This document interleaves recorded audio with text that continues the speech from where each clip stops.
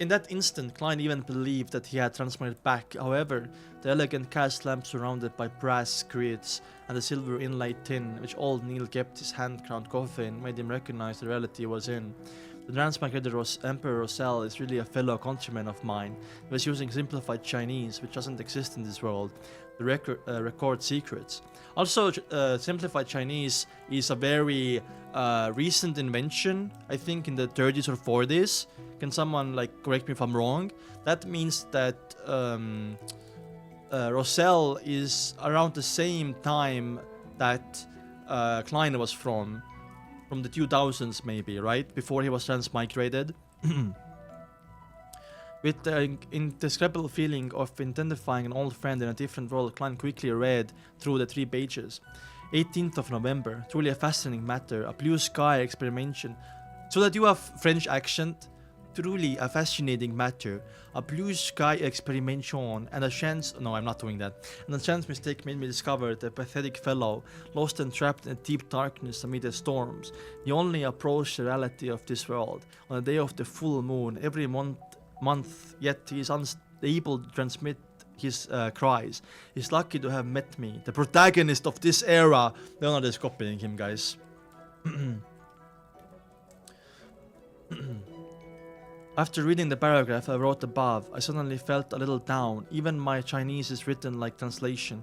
4 decades have passed in a finger snap. My past memories feel like a dream. Wow, okay. So we get more context here than we did in donghua. Simple Chinese appeared around 1950. Okay, good to know. I thought like 20s, but it was 1950, right? 1184, 1st of January, at the Grand New Year, Kala, Lady Florena was truly splendid. What? Rosell does like his woman, I realized. 2nd of January, my diplomats are all idiots. 3rd of January, I made a hasty choice back then. In hindsight, I should have chosen the apprentice, the seer, or the marauder. Unfortunately, there is no way of redoing it.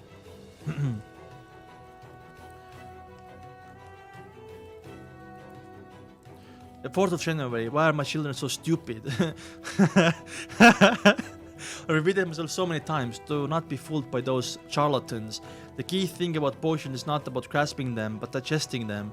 It is nothing about taping powers, but acting. And the name of a potion is not slowly symbolic at its core, but a concrete imagery and the key to digestion. 9th of September.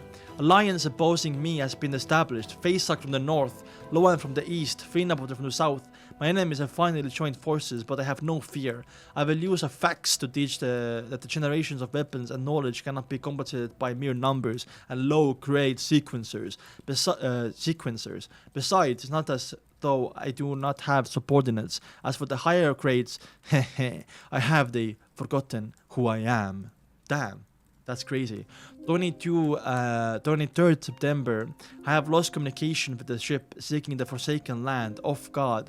I shall consider inventing wireless telegraphs. I hope it will not be affected by the storm.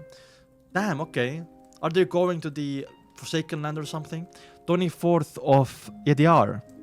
Forsaken Land of God. I'm wondering if it was... How many like cities are there? Because we know of City of Silver.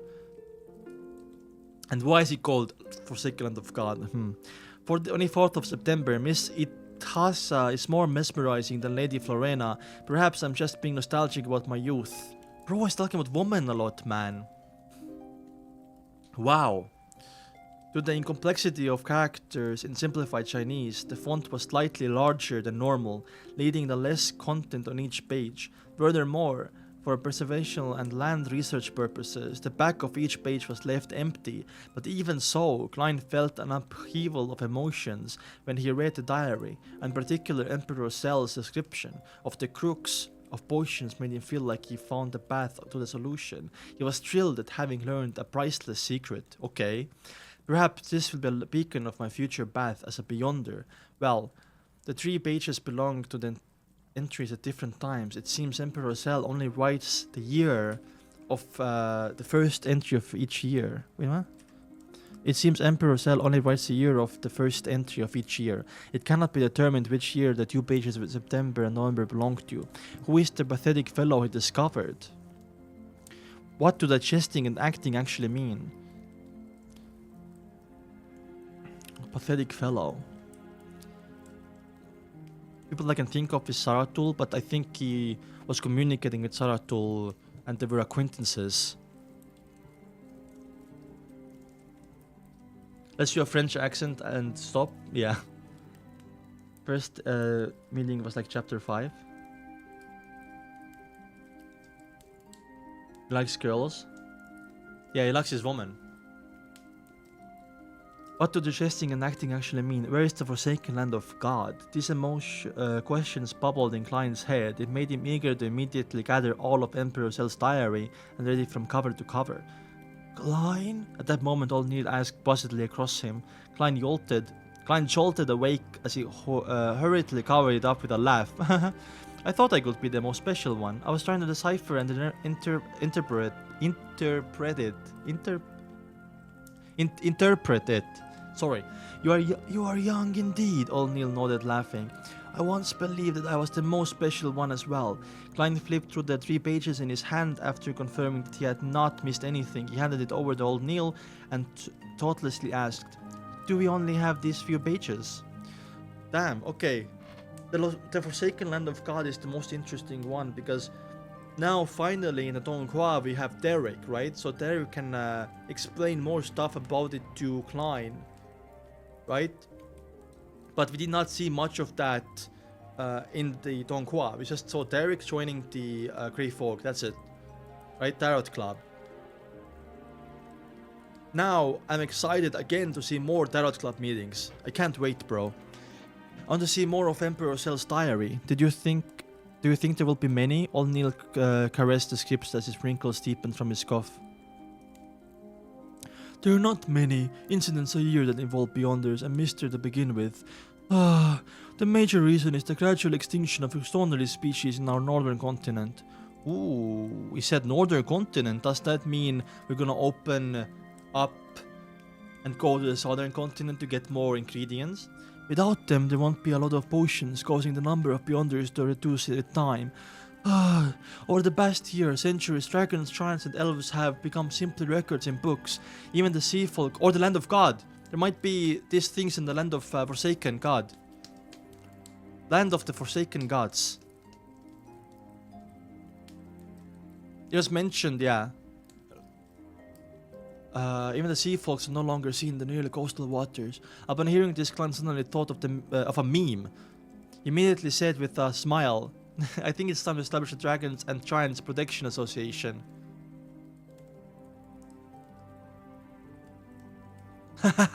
Funny. I don't know what it means. O'Neill looked confused when he heard that. It took him quite some time to figure out what it meant. After figuring out its meaning, he rapped the table and laughed quite heartily in front of so gentlemanly manner. Oh, as in like make them like endangered species? Haha, Klein, you're very humorous. The tradition of our Loan Kingdom, it's good that young people have sense of humor. I believe we shouldn't be overly narrow in scope. Why are we only protecting dragons and giants? It should be called the Fantastic Beast Protection Association. No. How can we forget those poor plants? Klein shook his head. They have banter. I love this. Just want to ask, is RMGI on your Patreon a raw piece? It's uncut, unedited. So it's raw, yeah. Everything is raw on Patreon. I love their banter, by the way. I love Neil and Klein going back and forth with the jokes. I love that. Both of them laughed tactily. The awkwardness and unfamiliarity of the atmosphere between them dissipated considerably. I like that. Let's go. I miss old Neil. Same. There are fewer interesting young people like you these days. Where was I? O'Neill's wrinkles suffused a smile as he said, I remember there are not many incidents a year that involve Beyonders and mystery to begin with. The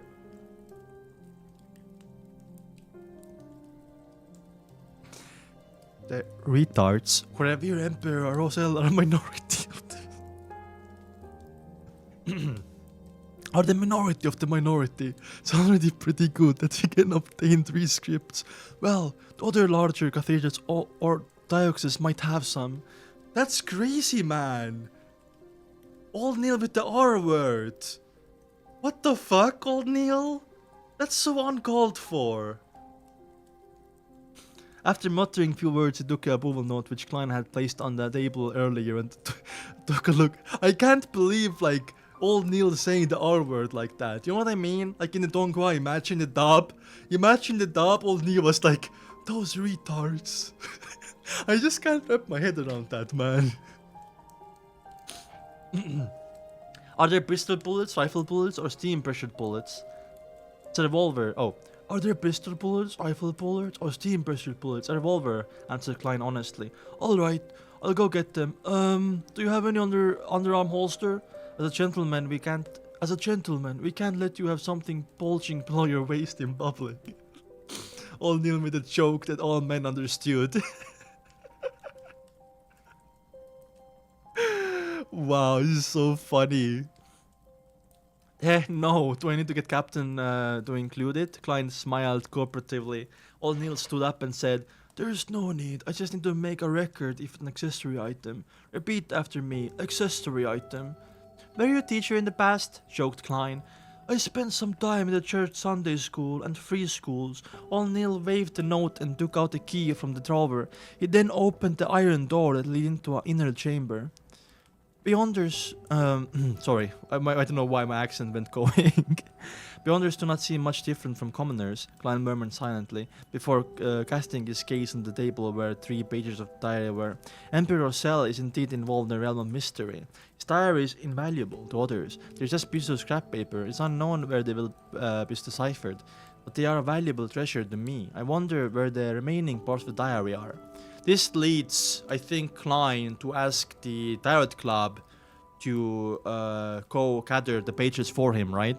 I would think the ways to get more. Klein might went through upheavals as he could hardly calm down. This continued until Old Neil came out and closed the iron door.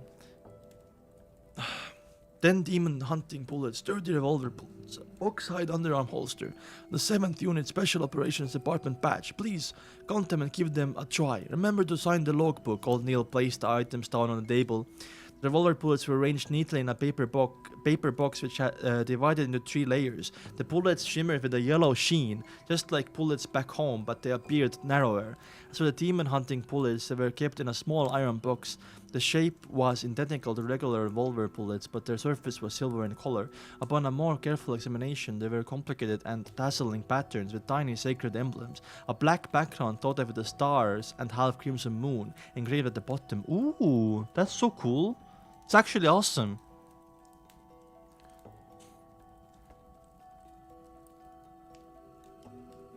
Yeah, I'm gonna watch the entire dub. But I might wait until the end of volume 1 to get more emotional impact, I think. I have seen the first 5 episodes of dub, so yeah. The oxhide holster felt solid and came with a belt and buckle. Beside it was a badge half the size of a palm. It had a metallic background with Avwa Country Police Department and 7th Unit Special Operations Department inscribed in silver text. They formed almost 2 sealed circles and surrounded the 2 crossed swords and a crown police emblem. Unfortunately, it's not a Nighthawk's badge, Klein said, half wistfully and half probingly. Old Neil smiled and urged Klein to test the underarm holster. After he took off his jacket, Klein took quite a bit of effort to buckle up the holster, which hung close to his left armpit. Not bad, he put on his jacket again. Old Neil sized him up and nodded in satisfaction. It suits you well. My judgment is as accurate as usual. After putting away the older items into his pocket and signing the logbook, Klein had a short, casual conversation with Old Neil before leaving. Halfway, he suddenly slapped himself in the forehead. I forgot to learn more about the sequence and potions, all fault of Emperor Cell's diary. At this point, he was still unaware of what the first sequence of the complete pathway in the Church of Night possessed. All he knew was that it's alright with sequence 9. Roseanne had apparently mentioned something. The sleepless? Just as Klein was slowly walking towards the stairs, a person came down. He wore tight trousers which made movement easy. His white shirt was tucked in and he had a clear romantic temperament of a poet. Oh my god, it's Leonard. He was none other than the black-haired, green-eyed police inspector who had previously come to search Klein's place. They had met upstairs previously, but they had a nod, exchanged words. So he's wearing tight trousers. Okay, bro. That's crazy. Good afternoon. Wait, how do I make Cesti accent?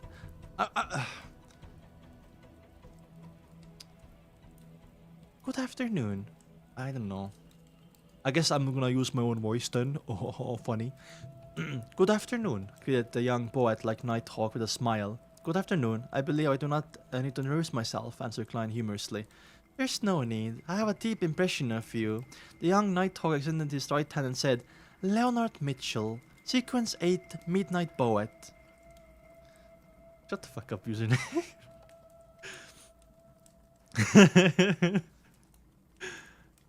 Sequence 8. He really is a poet. Line's, it's funny. Line smiling shook his hand and returned with a question. You have a deep impression of me. Leonard Mitchell's green eyes were deep as he replied with a faint smile. You have a special disposition. He feels and sounds so gay. That's what's written, by the way. That's not what yeah, he is. Yeah, that's what it says. Damn, I need to ask him out, man. If Leonard exists. The corners of Clyde's mouth moved slightly as he barely said with a smile. I don't think so myself. Wait, that's so funny, bro. Oh my god. You got the power of the game missed. After encountering an accident like that, you remained alive. After encountering an accident like that, you remained alive despite not receiving our protection immediately. That makes you special enough, Leonard pointed ahead. After the place, Captain. See you tomorrow. See you tomorrow, Klein turned to make a way for the Nighthawk. As he walked to the ends of the stairwell, Leonard Mitchell suddenly turned around and stared at the stone-paved ground, which was illuminated by the yellow sunset. He muttered into the air softly. Did you notice anything? Ooh. Indeed, there's nothing special about him. That's crazy, man. That's the shadow. I don't know, man.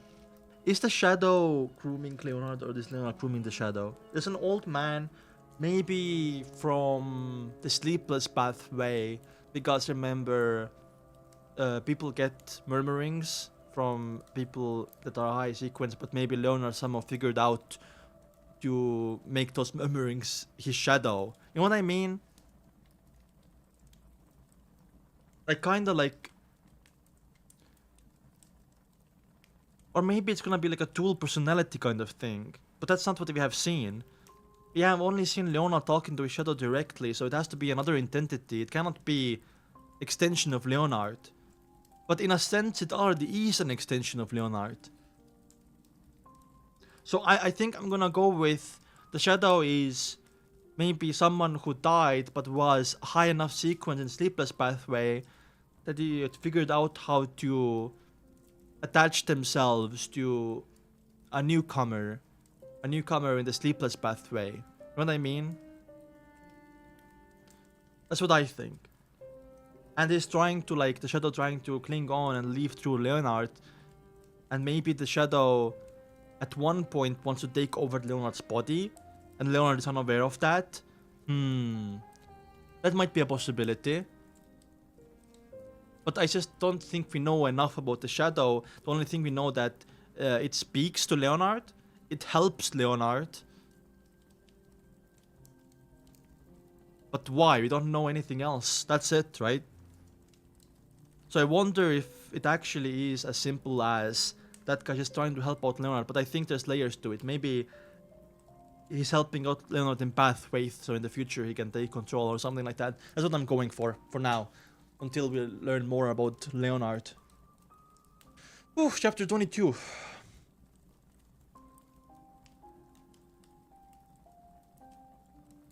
Does that mean Leonard will someday get his ass taken? I think his ass is taken every night, man. Anyway. One more chapter and then I'm gonna make coffee. But we're gonna do like at least 6 more today. I'm gonna try to get to chapter 30 today, so don't worry. We have been streaming for 4 hours now. So we have done 14, 15, 16, 17, 18, 19, 20, 21, 22. Like 9 chapters we had did that in 3 hours. Yeah, username. I think so. I think so.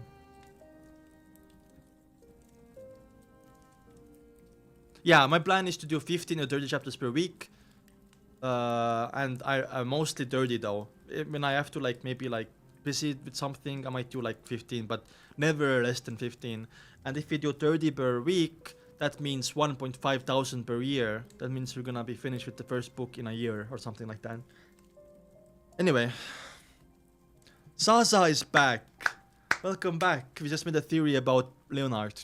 You missed it. I'll be done in 2 months. Yeah, bro. Sure. Oh, yeah, volume 1. True.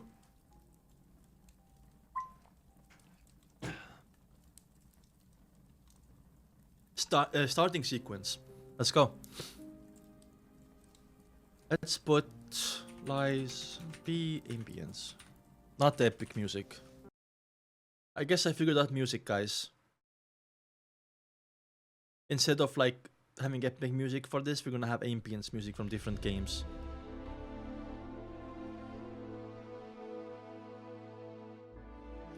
No reaction of the BRX episode 22. It got copyright blocked.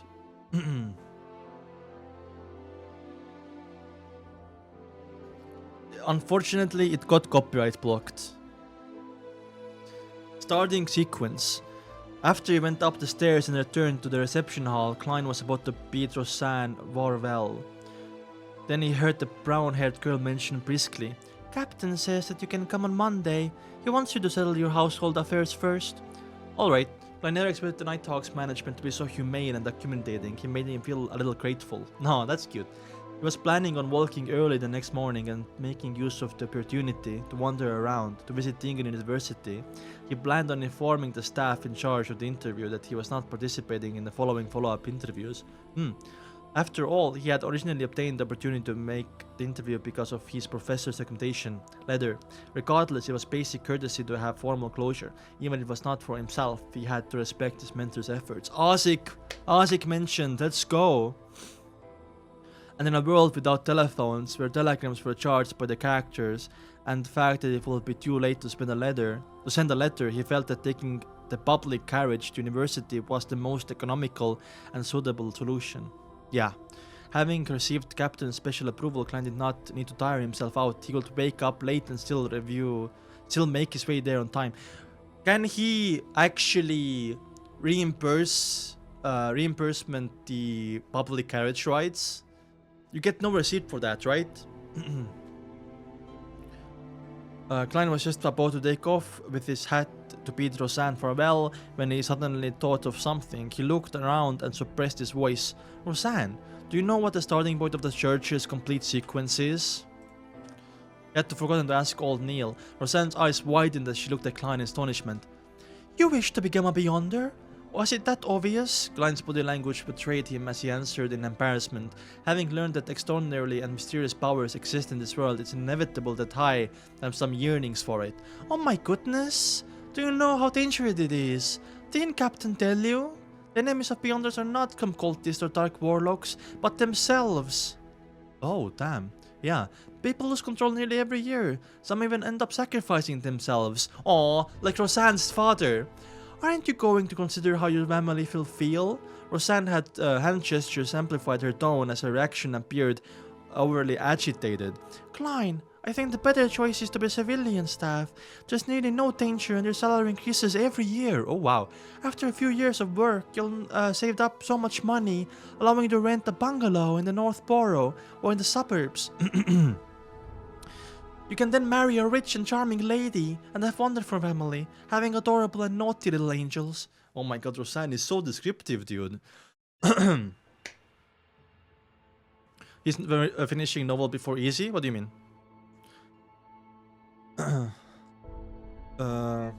Roseanne, stop! Hold up! Klein hurriedly stopped her in expression when they realized that she was changing the subject.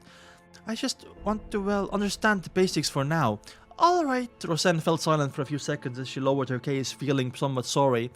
Due to what happened to my father, whenever I face similar problems, I tend to be, well, you know, a little agitated. However, to be honest, I am filled with respect towards any man or woman who willingly wishes to be a Nighthawk.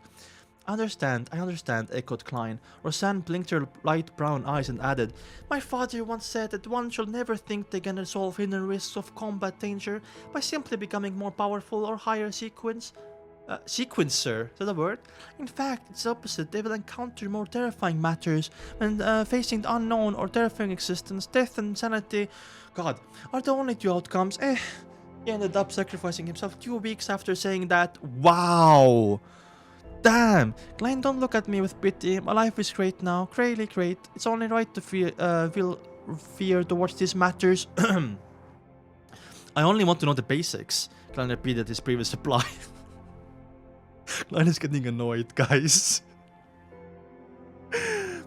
I think there's more to Roseanne, to her personality and stuff like that. I feel she talks so much because she feels like she needs to, I don't know, like not really mask her feelings, but she is like on purpose saying, don't look at me with pity, my life is great now, really great. I think she has a lot of regrets still, to do with her father especially.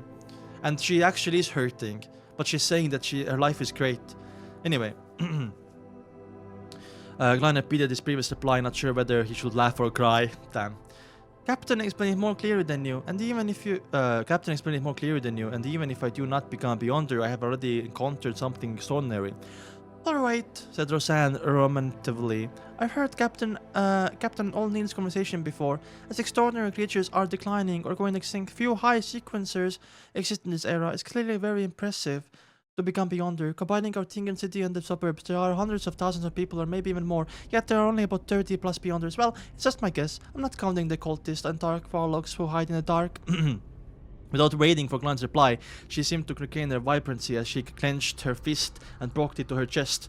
And among these 30 plus Beyonders, most of them are Sequence 9. It seems like a kind of topic. It's okay. It's okay. That was something I wanted to know as well. It's okay, that's something I want to know as well. Klein wished that Roseanne could be like her usual self, revealing more information as she rambled on.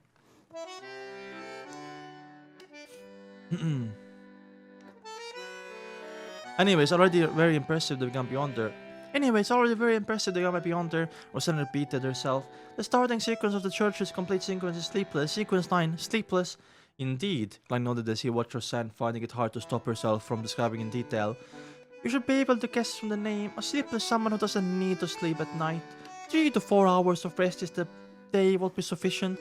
Man, I'm so envious. No, not at all. Sleep is gifted by the goddess. It's the truest bliss. Where was I? Alright. A sleepless can see through the dark. Can you stop yapping? My voice is hurting, man. A sleepless can see through the darkness even without any lights. The deeper into the night, the more powerful they become. Oh, that's actually good info. I mean, I'm sorry, Roseanne, I was too rough on you. I'm so sorry. You're on topic now. Yay! Without any lights, the deeper into the night and more powerful they become. I mean, more powerful in the aspects of their physical strength, their intuition, and their mental capabilities. However, although they can detect unknown dangers that lurk in the dark, they will still rely on demon hunting bullets and other items to handle monsters they are unable to deal with via normal means. My father was once a sleepless. Okay, interesting. My timing is goated. What do you mean? Without waiting for Klein to press on, Roseanne continued. After that, it's Sequence 8, it's Midnight Poem, and one level higher with Sequence 7, Nightmare. Nightmare? Klein instantly recalled the time Smith had guided his dreams. He asked a confirmation. Captain? You know about it, Roseanne's mouth nearly turned into O shape. Captain once entered my dream. Klein glanced around as he lowered his voice once more. Got it. Roseanne was entitled to the enlightened as answered with a whisper. She picked up a coffee cup beside her and took a sip before saying wishfully, There are 2 Sequence 7 Beyonders. There are only 2 Sequence 7 Beyonders in our Tingan City Church. It's likely the captain is one of them. Even if he goes to a large decoys like Backland, he's still an impressive figure. Some deacons might not even be stronger than he is. The captain is that impressive, Klein echoed with a smile. Frankly, Elizabeth's appearance last night had left a deep impression on him. He had basically believed the Dun was extremely powerful beyond her. Of course, Roseanne proudly straightened her back. Yeah, I'm gonna be taking notes. We're gonna do at the end of the stream, not in this stream, but in the future stream when we release like chapter 50 and a lot of new stuff coming in, we're gonna take notes at the end of the stream, like 30 minutes. Of course, Roseanne proudly straightened her back. Posture check, guys. Make sure your posture is good. In moments, the scatterbrained her said with a vexed expression, "As for what above sequence 7, I have no idea. Among all the Nighthawks, perhaps only Captain will know." Also, I'm just trying to say,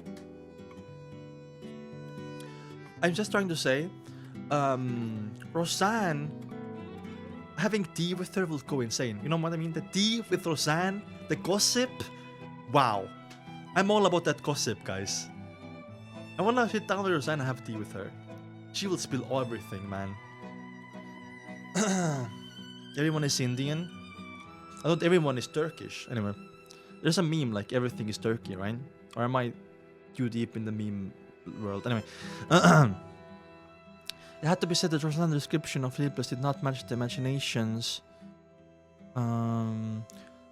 Of course, Roseanne proudly straightened her back. In moments, the scatterbrained her said the vexed expression, "As for what above sequence 7, I have no idea. Among all the Nighthawks, perhaps only Captain will know. Then what about other starting sequences, the ones that aren't complete?" Klein was satisfied as he changed the subject. It had to be said that Roseanne's description of Sleepless didn't match his imaginations and expectations of Beyonders. However, it was not the kind he wished to become. The perfect sequence 9 was likely one that could study and grasp more knowledge of the mystery. By doing so, he could leverage on them to figure out the reason for his transmigration and lay foundations of his future transmigration back. Oh buddy, you're never going back.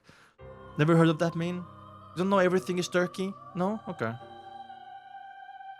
Roseanne thought for a moment before saying with a sigh, "I'm not that interested in this aspect. I only know we have more than one other searchers. I'm after all a goddess in the mother of concealment."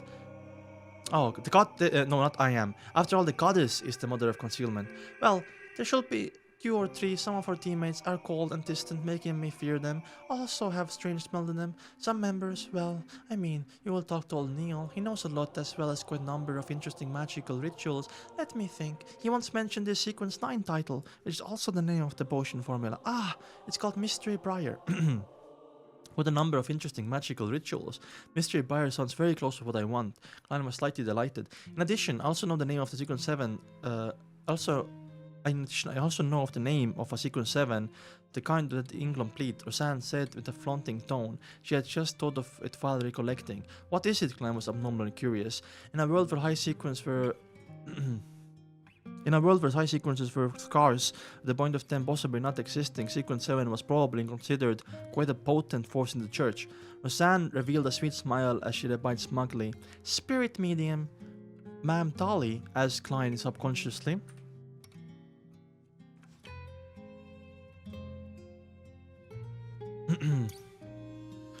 After all initial surprises, he realized that this was nothing unexpected. Only Sequence 7 Beyonder could achieve such an impressive performance as a medium. Roseanne's eyes widened once again as she said in disbelief, "How do you know of that too? I met Ma'am Dally." Klein did not hide the matter. "Alright, alright," said Roseanne with envious tone. "If I can become a spirit medium, one just like Ma'am Dally, then I will be willing to be a Beyonder. No, I'll consider it carefully for the minute." So why is it Ma'am Dolly, not Mrs. Dolly? Isn't Dolly like 25 years old? I thought Dolly was 25. I have some trauma with Turkish women. Oh gosh. With the tea.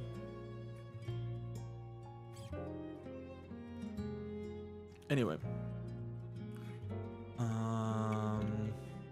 "Alright," said Roseanne with an envious tone. "If I can become similar on just like Ma'am Dolly, then I'll be willing to Beyonder. No, I'll consider it carefully for 10 minutes. Yes, Ma'am Dolly fulfills any of my aspirations as a Beyonder," echoed Klein's slightly exaggerated manner. Having fulfilled his goals, as he chatted idly with Roseanne for a few minutes until he realized he was not getting any new information, he took off his hat and bowed before leaving. As he walked down the stairs, Klein suddenly stopped after taking a few steps. He reached out to pat the notes in his inner pocket. Immediately following that, he took out 12 cold pound notes and clenched tightly in his left palm. Then he reached his hands into his pocket and refused to release or pull them out again, without realizing it. A smile appeared on his face. According to the customs of foodaholic Empire China,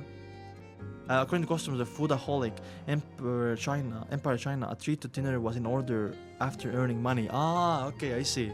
The custom.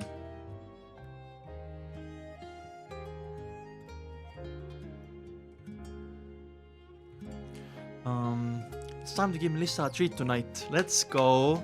Sorry, I got considered by chat. Anyway. Ooh, that was cool. I mean, Roseanne seems to be a lot more developed character in the novel than she was in the donghua, right? So which I will start, I guess, feeling a lot more bad for her. Also, we learned her backstory that we did in the donghua. I feel like there's gonna be some great character development with Roseanne. I did say in the previous chapters or in the episodes that it's gonna be interesting to see where the Nighthawks go from now, because Dunsmith is dead. Leonard is gonna join the Red Gloves, and like I was saying, that Sika, Royale, Fry, and Roseanne are like two lesser characters that we don't have to worry about them. They're like side characters that are not much there, but in the novel they're clearly in the foreground. What I mean? Ooh, Pakistan and India in chat. Oh gosh. Anyway, 23. Sidearm. Anyway, let's continue. Sidearm. I feel like I'm at a party with Roselle right now. As Klein walked down Southland, and while taking in the warm, humid breeze, he suddenly realized something.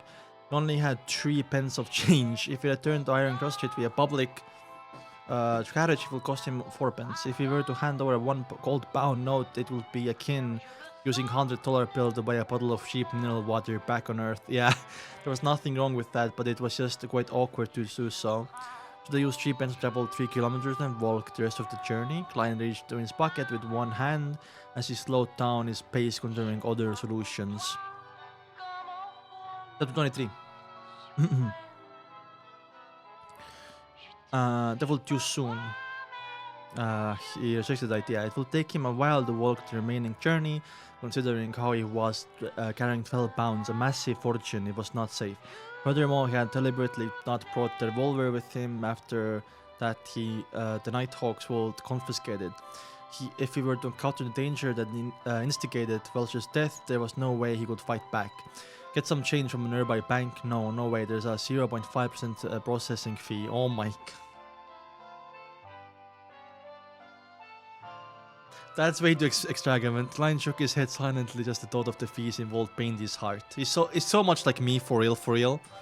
Having ruled out the solution after another Klein's eyes suddenly lit up when he saw a clothing shop in front of him. That's right, won't the normal course of action be to buy something appropriately priced to get some change? A formal suit, shirt, vest, trousers, leather boots, and cane were all within budget. They had to be brought sooner or later. Oh, it's very troublesome when fitting clothes. Besides, Benson knows more about this than me, and is better at bargaining. I should consider it only after he's back. Then should I buy a cane? That's right, as the saying goes, a cane is a gentleman's best choice of defense. This alpha is as good as a crowbar, a gun in one hand, a cane in the other hand is the combat style of civilized person. After debating internally, Klein made up his mind. He turned around and entered the clothing shop. Wheelcare Clothing and Hats. This is so cool because we saw this in Shibi, I think. What did Riddick say?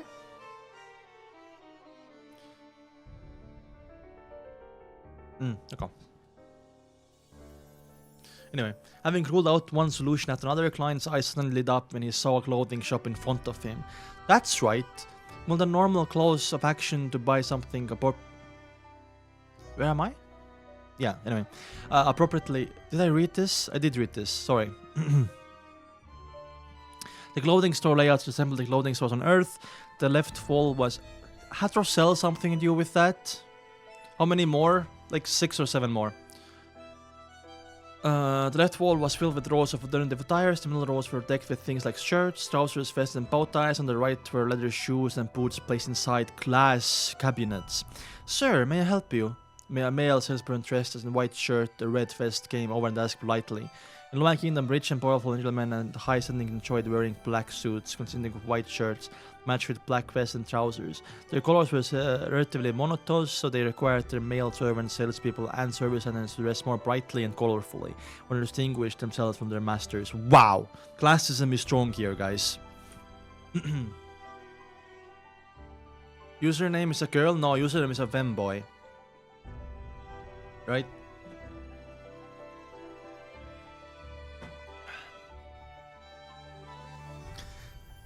In contrast, ladies and mistresses wore dresses of all kinds in glamorous fashions. As such, maid servants would wear black and white. Klein thought for a moment before answering the male salesperson's question. A cane? Something that heavier and harder? That kind of crack the skulls of otters. The red-vested salesperson sized up Klein's furtively before leading him into the store. He then pointed at a row of canes in the corner. That cane inlaid with gold is made of iron-hard wood. It is both very heavy and hard, and costs 11 solling and 7 pence. Do you want to give it a try? 11 solling and 7 pence? Why don't you go rob a bank? Big deal with the gold inlay. Klein was shocked by the price. With an unappreciated expression, nodded lightly. Alright. Klein in the inside. Klein outside. Tutti but tutti. You know what I mean?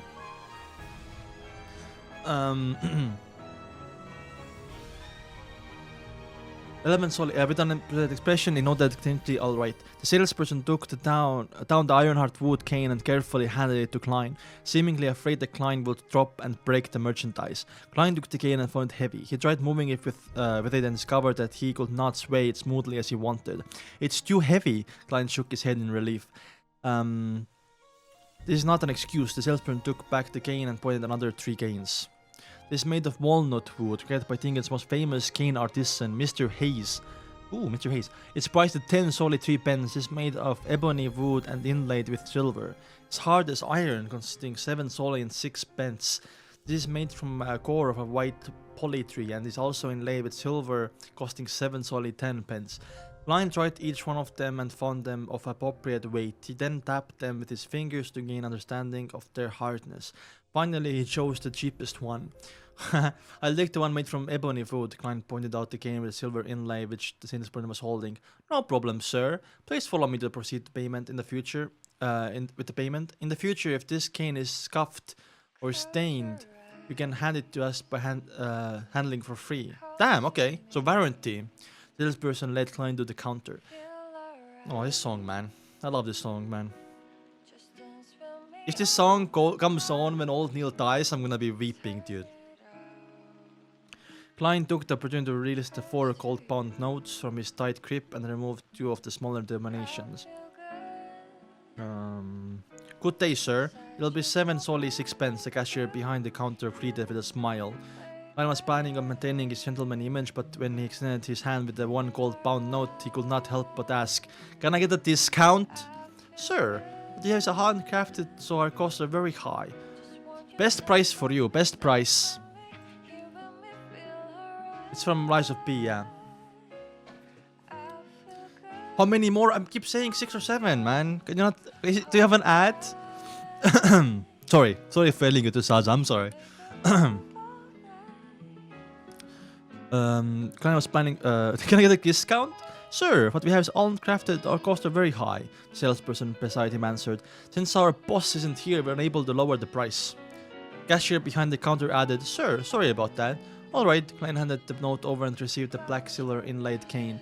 While waiting for the change to be given to him, he took a few steps back and distanced himself from them. He swung around the sidearm and tested. Whoosh, whoosh, whoosh. The wind sounded heavy when the cane sliced through the air. Good quality, I think, guys.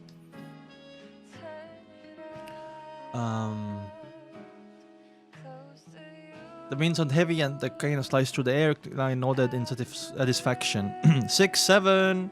He looked forward again, prepared to see notes and coins, but was appalled to see the red-waisted salesperson retracting far away. The cashier behind the counter had retracted into a corner, leaning close to a double-barreled shotgun hanging to the wall. What the Wait, what? That's so funny, bro. See the red vested and retreating far away. The cashier behind the counter had retracted in the corner, leaning towards a double-barreled shotgun. That's crazy. The Loan Kingdom had a semi-regulated policy on firearms. To possess a firearm, one needed to apply for an all-purpose weapon permit or a hunter's license, regardless of which type of could still not be in possession of restricted. One could still not be in possession of restricted military firearms such as repeaters, steam-pressured guns, or 6-barrel machine guns. An all-purpose weapon permit could be used to purchase or store any kind of civilian firearm, but earning certificate was extremely troublesome. Even merchants of substantial standing might not be approved. A hunter's license was relatively easily. Even farmers in the suburbs could receive approval. However, the license was limited to hunting guns with restricted numbers. People with sizable assets will tend to apply for one to use. For self-defense in emergency situations such as now. The cashier was very threatened by clients whooshing. I'm just saying. Klein looked at the two wary salespeople as the corners of his mouth twitched. He chuckled dryly. Not bad. This cane is perfect for swinging. I'm very pleased. Realizing that he had no intention to assault them, the cashier behind the counter relaxed. He handed over the notes and coins he had taken out with both hands. Klein took a look at what he received and said two 5 solid notes, two 1 solid notes, and 5 pence coin. I like how the cashier was just, never mind. You weren't trying to kill me? Okay, I'm gonna come back then. He could not help but note inwardly. After a 2-second pause, he ignored the way the salesman looked at him and unfolded the worn notes towards light to ensure the anti-counterfeit watermarks were present. Klein put away the notes and coins. When he was done, with the cane in hand, he dipped his hat and walked out of Wilker clothing and hats. He extravagantly spent 6 pence by taking a short distance trackless carriage before transferring once before reaching home safe and sound. After closing the door, he counted 11 pounds and 12 solid notes twice before placing them in the desk drawer. He then found the bronze revolver with the wooden grip. Damn, okay. You had to make sure he got the right amount back, you know?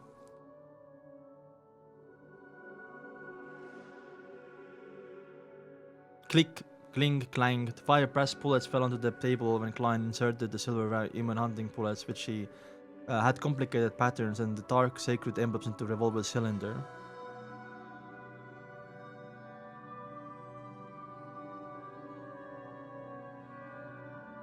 Wait, I'm lost a little bit. Short distance track. Oh, okay. Okay. Yeah. Sorry. The dark sacred emblem into revolver cylinder. Like the before, he only inserted 5 rounds and left an empty spot to prevent any misfires. The remaining rounds were placed together with the 5 ordinary bullets in small iron case. Bah! He snapped the cylinder in place, giving the sense of security. Explicitly lodged the revolver with the holster at his armpit and buckled it securely. Then repeatedly practiced unbuckling and throwing the gun. Damn, it's like. He rested whenever his arms ached, and this continued until sunset when he heard the sounds of tenants walking at the corridor outside. Phew! Klein let out a foul breath before putting his revolver back into his underarm holster. Clank. Only then did he take off his formal suit and vest. He wore back his usual brownish yellow coat and swung his arms to relax them. Wait. Can you hear that? Tap, tap, tap. Hear the sound of nearing footsteps before the whistling sound of an inserted key. Melissa, with her soft black hair, entered. Her nose twitched a little and she swept her gaze towards the unlit stove. The luster in her eyes dimmed slightly. Klein, I'll heat up the leftovers from last night. Benson will likely be home tomorrow. Melissa turned to look at her brother. Klein had his hands in his pocket as he leaned against the ledge of the desk. He smiled and said, "No, let's eat out." He promised. Eat out, Melissa questioned his in surprise. How the Silver Crown restaurant in Daffodil Street sound? I heard they served delicious foods, was Klein. But Melissa was still confused. Klein grinned and said, "Celebrate my new job." "You want a job?" Melissa's voice rose unknowingly. "But isn't Ting and the interview tomorrow? Another job?" Klein gave a faint smile before fishing the stacked notes from the drawer. They even gave me an advance of 4 weeks' pay. Melissa looked at the cold pounds and saw as she widened her eyes. Goddess, what job did you get? This client's expression froze deliberately on his words. Yeah, what now, Klein? Huh? What now, Klein? A security company whose mission is to seek, collect, and protect ancient relics. Oh, he had a plan up, okay. They were in need of professional consultant. It's a 5-year contract, earning me £3 a week. Were you vexing over this last night? Asked Melissa after a moment of silence. Klein nodded. Yes, although being an academic at University is respectable, I prefer this job. Well, it isn't bad either. Melissa gave her an encouraging smile. She asked half suspiciously and half curiously, why will they give you an advance payment of 4 full weeks? It's because we need to move. We need a place with more rooms and bathroom that belongs to us, said Klein while grinning and shrugging. He felt that his smile was impeccable, the short of the world surprised. Melissa was stunned. Momentarily before she suddenly spoke out in the fluster. Klein, we are living quite well now. Occasional grumblings of not having a personal bathroom is just a habit. Do you remember Jenny? She lived next door to us, but ever since her father was injured and lost his job, they had no choice but to move to Lower Street. The family of 5 ended up staying in one room, with 3 of them sleeping in a bunk bed and 2 of them sleeping on the ground. They even wished to rent the remaining empty spot to someone. Damn! Wow! Compared to them, we are really very lucky. Don't waste your time on this matter. Besides, I love Mrs. Murren's bakery. Sis, why is your reaction a little bit different from how I played out in my head? Glenn's expression went blank when he heard his sisters. I mean, Melissa always is a little bit... Is my accent good or bad? Anyway. Melissa is always cautious with money, right?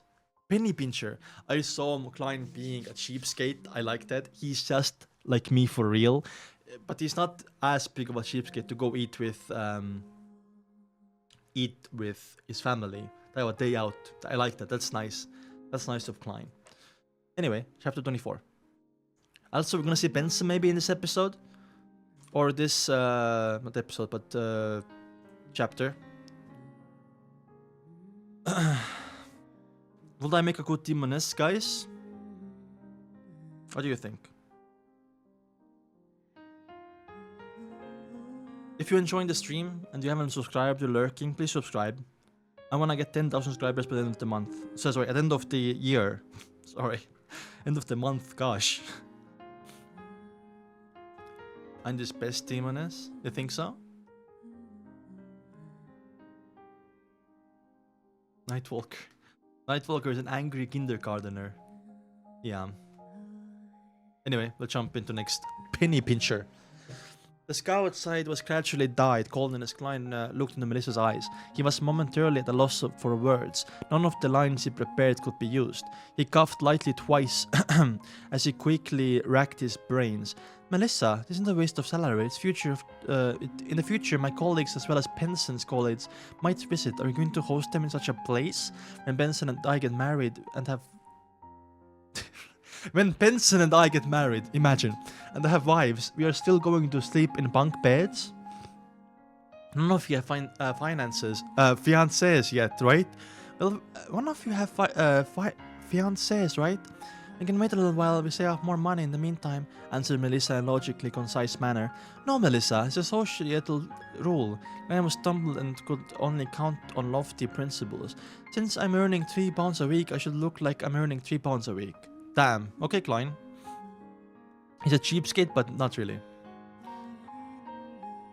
You should play as Demoness after the game comes out. Ooh.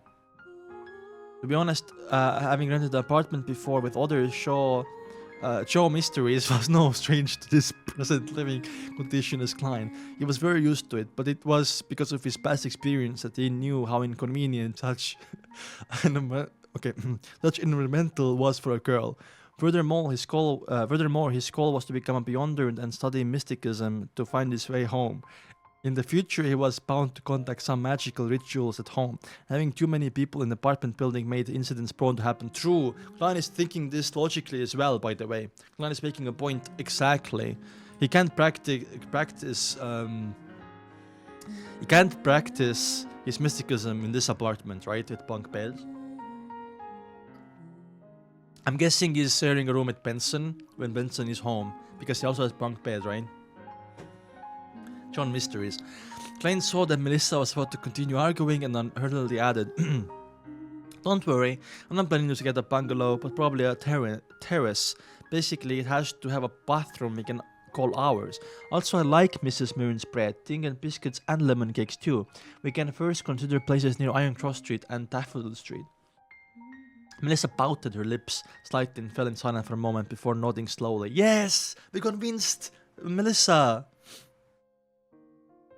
Besides, I'm no rush to move either. We have to wait for Benson to return, said Klein with a chuckle. We can't have him be shocked when they open the door to find nothing, right? Imagine him saying in astonishment, "Where are my things? Where are my siblings? Where's my home? Is my home? Did I make a mistake? God has waked me up, it's a dream. Why is my home gone after a few days of absence?" His mimicking of Benson's tone made Melissa involuntarily smile as her eyes scrunched up and revealed her shallow dimples. Oh, that's cute. That's actually adorable, guys. No, Mr. Frankie will. Oh God, Mr. Frankie, dude. No, Mr. Frankie will definitely be waiting by the door to get Benson to hand over the apartment keys. Benson won't even be able to come up. The girl dispatched the miserly landlord. Ugh, Mr. Frankie. In the Moretti household, all of them would like to make Mr. Frankie the butt of their jokes for every trivial and major matter. It was all thanks to Benson who initiated this practice. That's so funny. Right, there's no way he will switch locks for the tenants after us, Klein echoed with a smile. He pointed at the door and quipped, "Miss Melissa, shall we head to Silver Crown Restaurant for a celebration?" Melissa sighed gently and said, "Klein, do you know Selena, my classmate and my good friend?" Selena, an image of a girl with I remember Selena. An image of a girl with vine red hair and deep brown eyes surfaced in Klein's mind. Her parents were Evernight Goddess believers. They had named her after Saint Selena's as a blessing. Oh, makes sense. She was not yet 16 and was half a year younger than Melissa. She was happy, cheerful, and outgoing lady. So that's why they share the same name. I see. I brought it up in episode 12, I think. Legal mommy, what? When I read Frankie, I imagine from One Piece. Her elder brother Chris is a lawyer. Ooh, Chris! Currently earns close to £3 a week as well. His fiancée works a part-time typist, described Melissa. They have been engaged for more than 4 years to ensure a decent and stable life after marriage. They are still saving money this very day. They have yet to go down the wedding aisle and plan to wait for at least another year. Under Selena, there are many people like her brother. They typically get married after 28. You have to make advanced preparations and save up. Don't squander your money. Marriage at 28. I'm 25. I'm 24, thank God. I'm 25 in a few months. I'm on Unk status. I just a meal at the restaurant. Is there a need to preach at me? Klein was rendered at a loss whether to laugh or cry. After a few seconds of thought, he said, "Melissa, I'm already earning £3 a week and I'll have increments every year. There's no need for you to worry. But we need to save money in case any unexpected emergencies. For example, what if a security company suddenly closes down? I have a classmate whose father's company went bankrupt. He had to find temporary work at the pier and the living conditions turned terrible instantly. She had no choice but to quit school," advised Melissa with serious expression. Damn. Melissa is very, how do you say, paranoid? Right? I mean, she's worried, and I think, I think it's not a bad thing to be this worried, right? I think it comes naturally. Anyway, Klein extended his hand to cover his face. That security company and the government, yes, it has some connections with the government. It's not easily closed down. But even the government isn't stable. After every election, if the party in power changes, many people will have their positions stripped off. It turns to a mess, unless restored in an unyielding manner.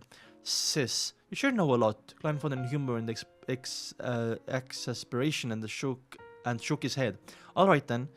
Then I'll boil some soup with leftovers from yesterday. Buy some pan-fried fish and slab on black pepper beef. A small bowl of butter and a cup of malt beer for me. Anyway, there should still be some celebration. That sounds delicious, by the way. The chapter will reach 25 faster than you. Funny. There were commonly sold items by hawkers on the Iron Cross Street. A piece of pan-fried fish was 6 or 8 pence. Not so big piece of black peppered beef was 5 pence. Oh, beef being cheaper than fish. Interesting. A cup of malt beer was penny, and a couple of butter and a bottle of butter weighing about quarter pound was 4 pence.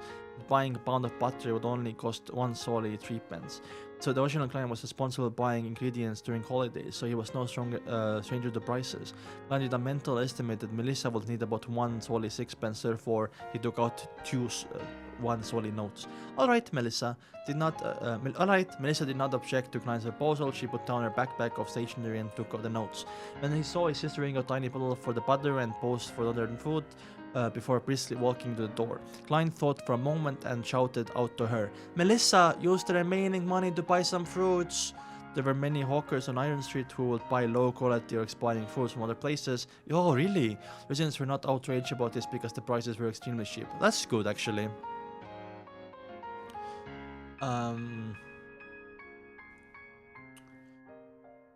They could taste the magnificent flavors after removing the rotten parts. Oh my god, the rot is still rooted in the fruit though. That said, Klein took a few brisk steps forwards and took out the remaining copper pennies from his pocket and stuffed it into his sister's bowl. Ah! Melissa's brown eyes looked at her brother's puzzlement.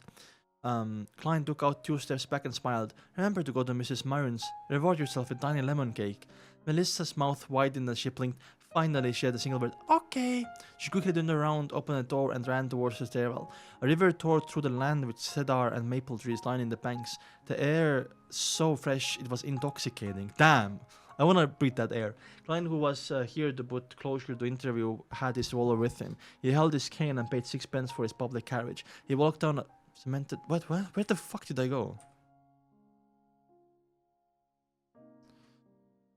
I think this is correct. Klein, who was here to put closure to his interview, had his revolver with him.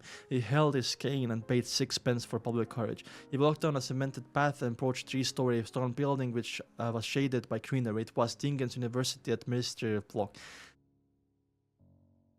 That's truly worthy of being one of the 2 major universities and of the Lowen Kingdom. With this being the first time here, Klein sighed as he walked.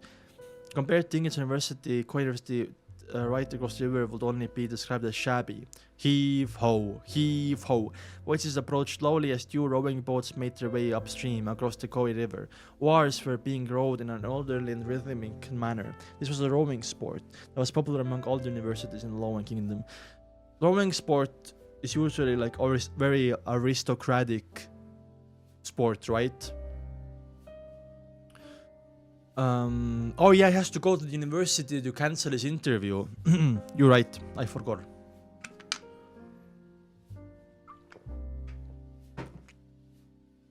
Which Klein, acquiring a scholarship to finance his university studies, he, Welsh and others had joined Co-University the rowing club and were pretty good at it. This is youth. Klein stopped and looked into the distance before signing wistfully. Ah, this is youth. You're 21, bro. Wait. You're 22, bro. No. Was Klein 21 or 22? Such sights could not longer be seen under weeks since school will break for summer. By username, Nightwalker has to hold down the fort, right? Is Lucy Rem here? As he proceeded down a road shuttered by trees, Klein stumped by a 3-story stone building. He entered after successfully registering himself and easily found his way to the office of the person who had tended to him the other time. He knocked lightly on the half-closed door. Come in! A man's voice sounded from inside. Middleman instructor dressed in white... This is not Azik, by the way. Middle-aged instructor dressed in white shirt and black tuxedo frowned when he saw Klein. It was another hour until the interview. Mr. Stone! Do you still remember me? I'm a student of a senior associate professor, Cohen. Klein, I'm ready. You have read my recommendation letter before. Klein smiled as he took off his hat. Harvin Stone stroked his black beard and asked puzzled, Is there something wrong? I'm not in charge of the interviews. Here. The initiation is, I already found a job, so I won't be participating in an interview today. Klein gave his reason for coming. I see. When Harvin Stone learned of the reason, he stood up and reached out of his right hand. Congratulations, you are really a polite lad. I will inform the professor and senior associate professors. Klein shook Harvin's hand and planned on making a little small talk before bidding him farewell when he heard a familiar voice behind him. New character, Stone. Stone. Moretti, he found another job. Klein turned around and saw an elder with the head of a silver hair. Oh, who was this? A deep impression of his silhouette, his deep blue eyes sunk deep into his face and had a few wrinkles. The man looked sharp in his black tuxedo. Oh, it is Isaac. Good afternoon, Mentor Isaac. It is Isaac! He hurriedly greeted. Why are the two of you here?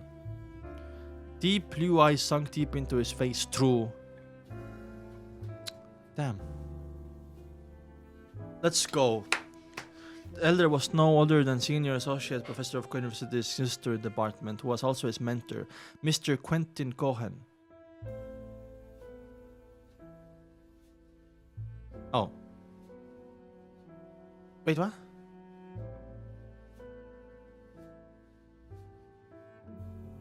Oh, two of you. It's both of them. My bad.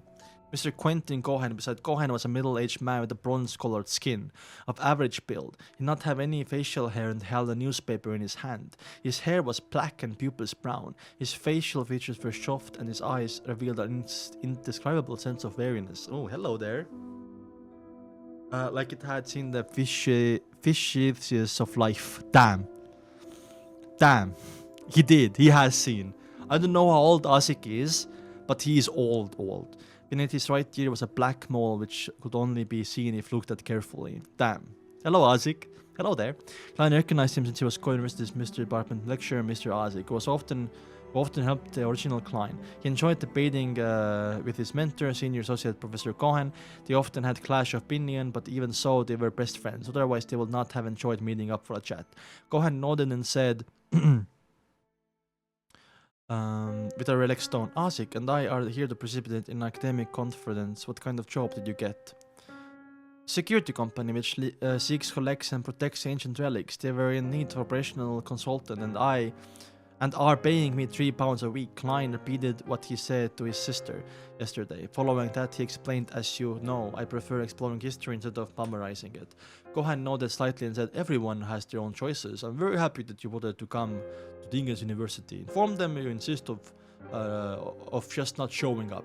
At that moment, Isaac intercepted. Klein, do you know what happened to Welch and Naya? I read in newspapers they were killed by burglars. Oh, that's a cover-up story. Oh, I see. The incident has become a case of armed burglary, and why is it already in the newspapers? Klein was taken aback as weighed over his words. I'm not very clear on the specifics as well. Welch had obtained a diary of Solomon Empire and Antigonus family from the 4th epoch. He sought my help in intercepting it. I helped them for the first few days, but I later got busy with job hunting. The police even came to me 2 days ago. He deliberately divulged the matter regarding the Solomon Empire and the Antigonus family in hopes of getting any information from two history teachers. Ooh, that's very smooth, Klein. The 4th epoch, Cohen muttered with a frown. The bronze skin and very eyes of Isaac went blank first before he inhaled. He rubbed his temple with his newspaper wielding left hand and said, Antigonus, rings a bell, but why can't I remember? He can't remember because...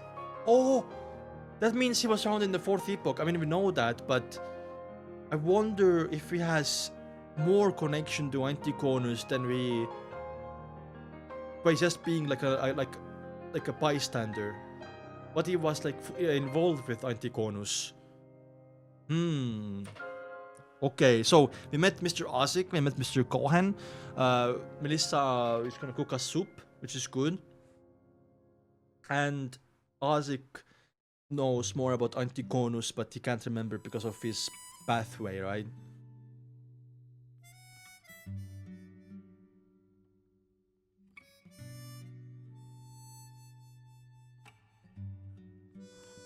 What do you mean, Nightwalker? Remember she said to Klein that you were lucky we had the money today and Welch's house was stolen? Did you see the connections? Welch's house was... Oh, Welch was renting, no? Oh, I see. Melissa also scared about being burglared. Right? Please, Nightwalker, hold my hand and explain a little bit further. Anyway, Cathedral 25. I love Isaac, man. I wish to learn more. I wish to learn more, like, his past. I liked when they said that Asik is like a ship drifting on empty sea with like no destination. Like I'm just paraphrasing, but something like that. That really sent a chill down my spine. Episode 6, I think. Anyway, 1 second. 25.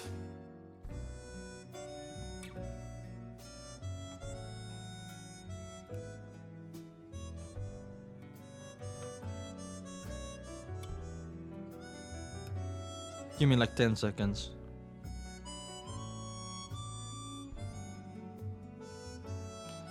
There was no thief in Welsh. It was unalive. I know that.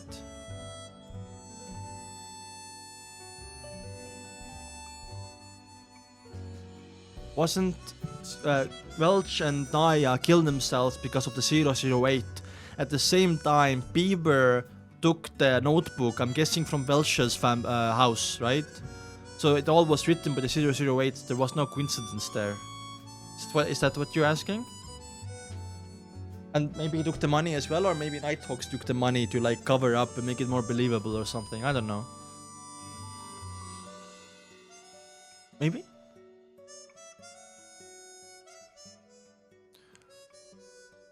Anyway, also join my Discord, guys. We can have a chat.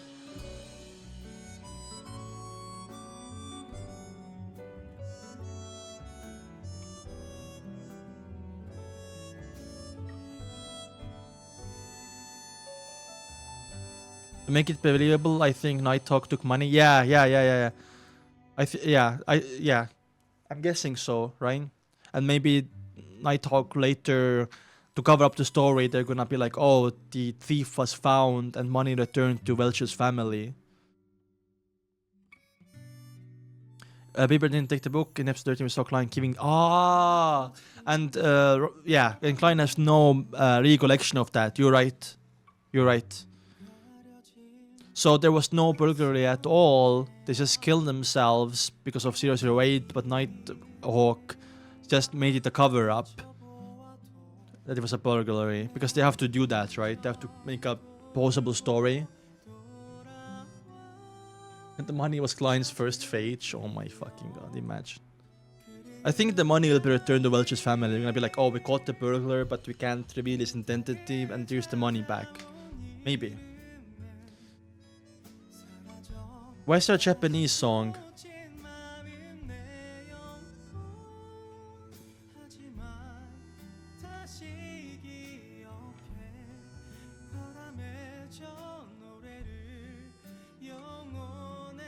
Next chapter, 25.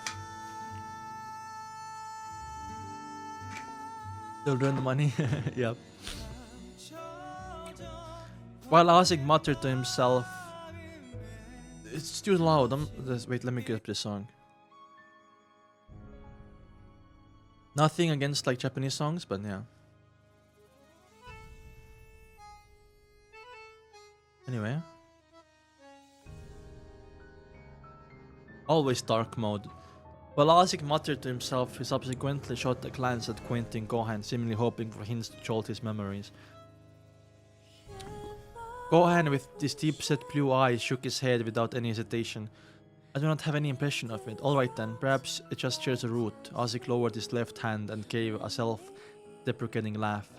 So the foreshadowing in the novel was even like this early about Asik, you know what I mean? Klein was rather disappointed with the outcome and he could not help but add on. Mentor Asik, as both of you know, I'm very interested in exploring and restoring the mystery of the Fourth Epoch. If you ever recall anything or obtain relevant information, could you please write to me? No problem. As a result of Klein's actions today, the silver-haired senior associate professor was rather pleased with him. The really laugh, like... I don't know, actually. Asik also nodded and said,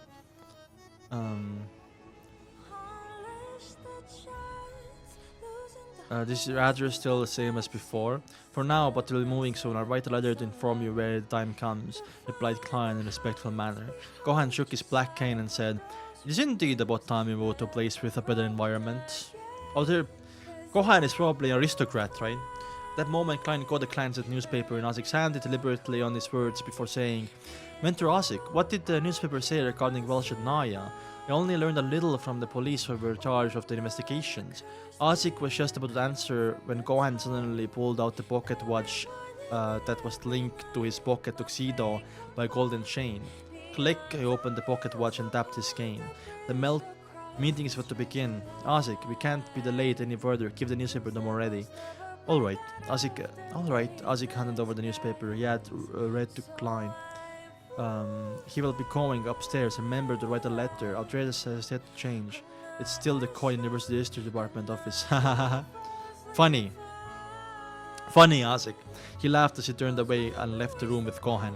Klein took off his hat and bowed. After watching the two gentlemen leave, he bade farewell to the owner of the office, Harvin Stone. He proceeded across the corridor and slowly exited the 3-story building. With his back against the sun, he lifted up his cane and unfolded the newspaper and saw the title, Dingen Morning Post. Dingen sure has a lot of newspapers and magazines. There's the Morning Post, Evening Post, the Honest Paper, the Bankland Daily Tribune, Tossuk Times, family magazines, and book reviews. Damn, like, you know, real world. We have a lot of different news sources as well. Langashu recalled the several names that surfaced in his mind. Of course, a number of them were not local. They were distributed via steam locomotives. Ah, I see. Now that papermaking and printing industries were getting more advanced, the cost of newspaper was already decreased, the price to a penny. The audience it reached also grew wider and wider. Yeah, the industrial revolution.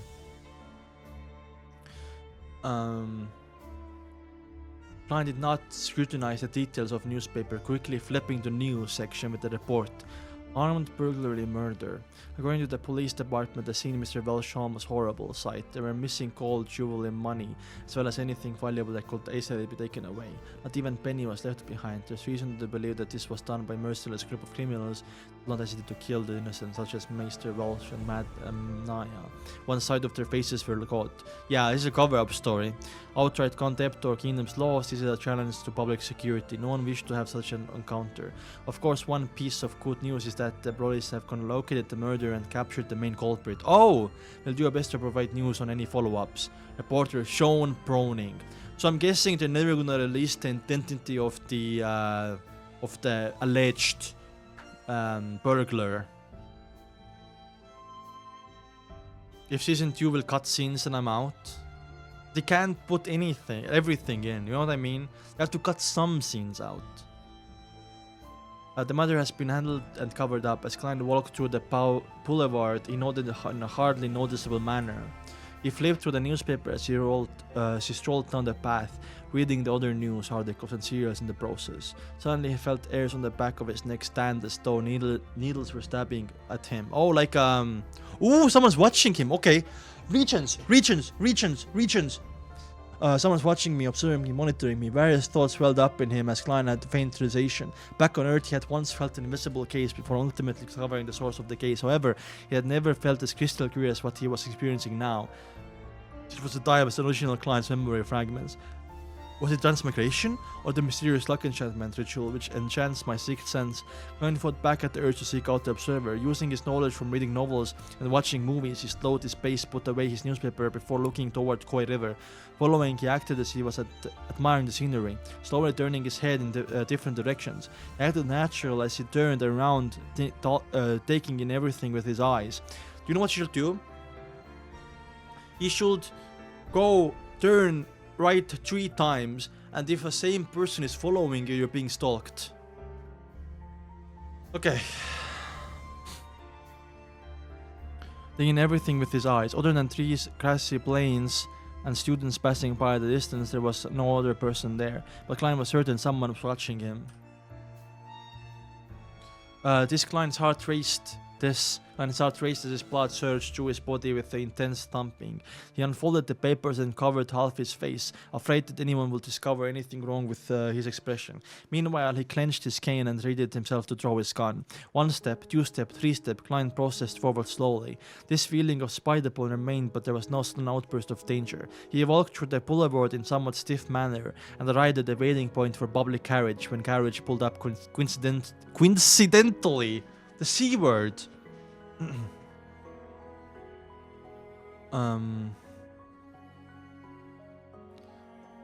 Iron Suit, no Champagne Street, Klein continuously dismissed his thoughts. He originally planned on heading home immediately, but he was afraid of leading an observer of unknown motives to his apartment. Following that, he thought of heading to Suitland Street to seek help from Nighthawks for his college. However, he thought otherwise, after he would end up alerting his enemy and expose the Nighthawks. Therefore, he casually chose somewhere else. Sixpence, the ticketing officer replied routinely. Klein did not bring any gold pounds with him today. He had hidden the money in the usual spot and had only taken 2 stolen notes with him. And therefore he came, he had... And before he came, he had spent the same amount of money, leaving him with one solely sixpence. Therefore, he took out his coins and handed them to the ticketing officer. He found a seat after boarding the carriage, and finally, the closing of the carriage doors, Klein felt the unease of being watched vanish. He exhaled slowly as he felt his limbs tingle slightly. What do I do? What should I do next? Klein looked up the carriage as he racked up his brains for a solution. Until he was clear about the intention of the person watching him, Klein had to assume that there was malicious intent. Many thoughts sprang up in his mind, but he dismissed them. He had never experienced such an event, and he had to use a few minutes to organize his ideas. He had to notify Nighthawks, only they could truly get rid of this threat. But they can't head there directly, or I might expose them. Perhaps that might be their goal. Following this train of thought, Klein crudely summarized various possibilities as his thoughts turned clearer. He exhaled as he regained some semblance of composure. This is Regents, I think. He looked seriously at the scenery outside flying past him. There were no accidents along the way to Champagne Street, but when Klein opened the door and stepped out of the car, immediately had the uneasy feeling of being watched again. What the fuck? Can it be Regents? Because unless Regents also got on the carriage. He acted as though he had not sensed anything. He took the newspaper and his cane, slowly making his way in the direction of Suitland Street. What if Nighthawks are still spying on him? This was not in donghua, by the way, so I'm completely blind here. He did not enter the street. Instead, he took another route to Red Moonlight Street behind. There was beautiful white plaza there, as well as a cathedral with pointy roof. Saint Selena's Cathedral, being in headquarters of the Church of Evernight. As a believer, there was nothing odd about him participating in mass or praying on his days off. The cathedral exhibited a design similar to Earth Gothic style. Ooh, like in Spain and stuff, right? Like the huge churches, or like Germany. Also the tall black and imposing clock tower, situated between the blue and red checkered windows. Klein stepped into the cathedral and followed an aisle into the prayer hall. Along the way, the stained windows were composed of red and blue glass patterns that allowed colored light to shine into the hall. The blue was closer to black, the red the same color as the crimson moon. It made the surroundings seem unusually dark and mysterious. Okay, so we inside Saint Selene's Cathedral now, and I think the music is really good for this, by the way, for this scene, right? The feeling of being watched vanished. Klein acted unfazed as he walked toward the open prayer hall. There were no high windows here. The deep darkness was emphasized, but behind the arc-shaped holy altar, on the wall directly opposite the door, were about 20 circular fist-sized holes that allowed the radiant sunlight to enter the hall. Damn, okay. It was akin to pedestrian seeing the starry sky when suddenly looking up into the dark night to see the shimmering stars in all their nobility, purity, and holiness. Even though Klein had always believed that gods could be analyzed and understood, he could not help but lower his head here. The bishop was preaching in a gentle tone as Klein silently made his way down the aisle. That split the pews into 2 columns. He searched for an empty area close to the passageway before slowly taking a seat. So let's see if the feeling went away or not. Leaning his cane into the back of the pew in front of him, Klein took off his hat and placed it onto his lap together with a newspaper. Then he clasped his hands together and lowered his head. The entire process was done slowly and routinely, as though he was really there to pray. Klein closed his eyes and silently listened to Bishop's voice in darkness. Lacking clothes and food, they have no covering in the cold. They are drenched by rains, and they huddled around the rocks for lack of shelter. They are orphans, snatched from the breast, hope lost on them. They are the poor that have been forced off the proper path. The Evernight did not forsake them, but bestowed them with love. Interesting. What music is this? It's Lies of P. I'm gonna link it here.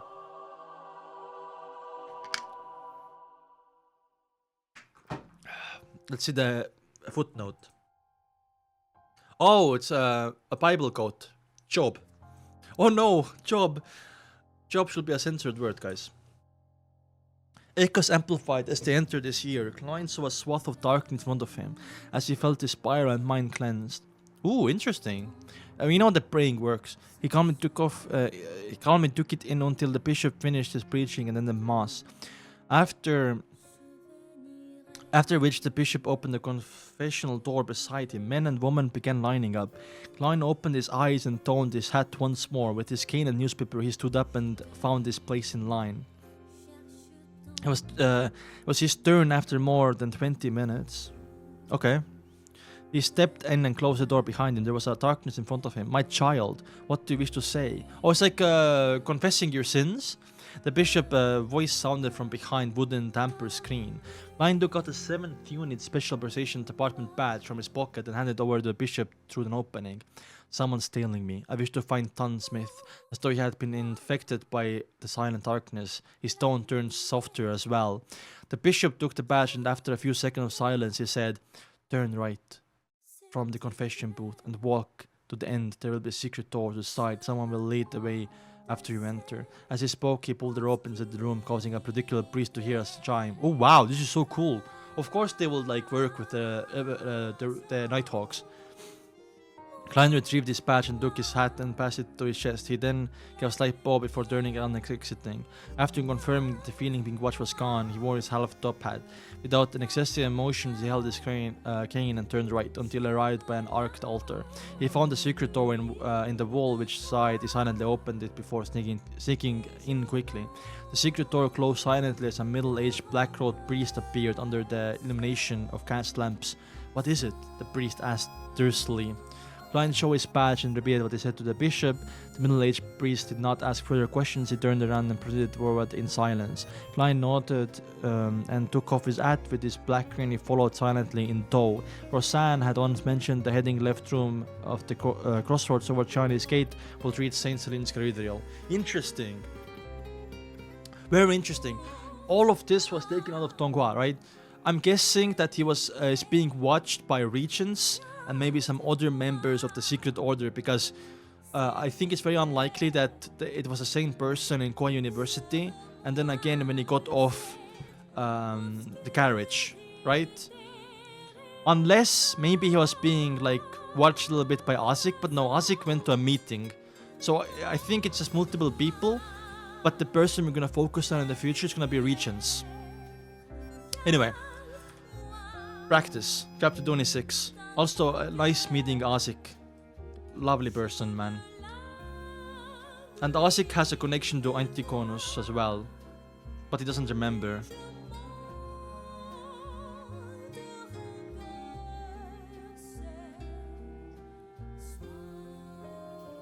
One second. Welcome back, Hermes.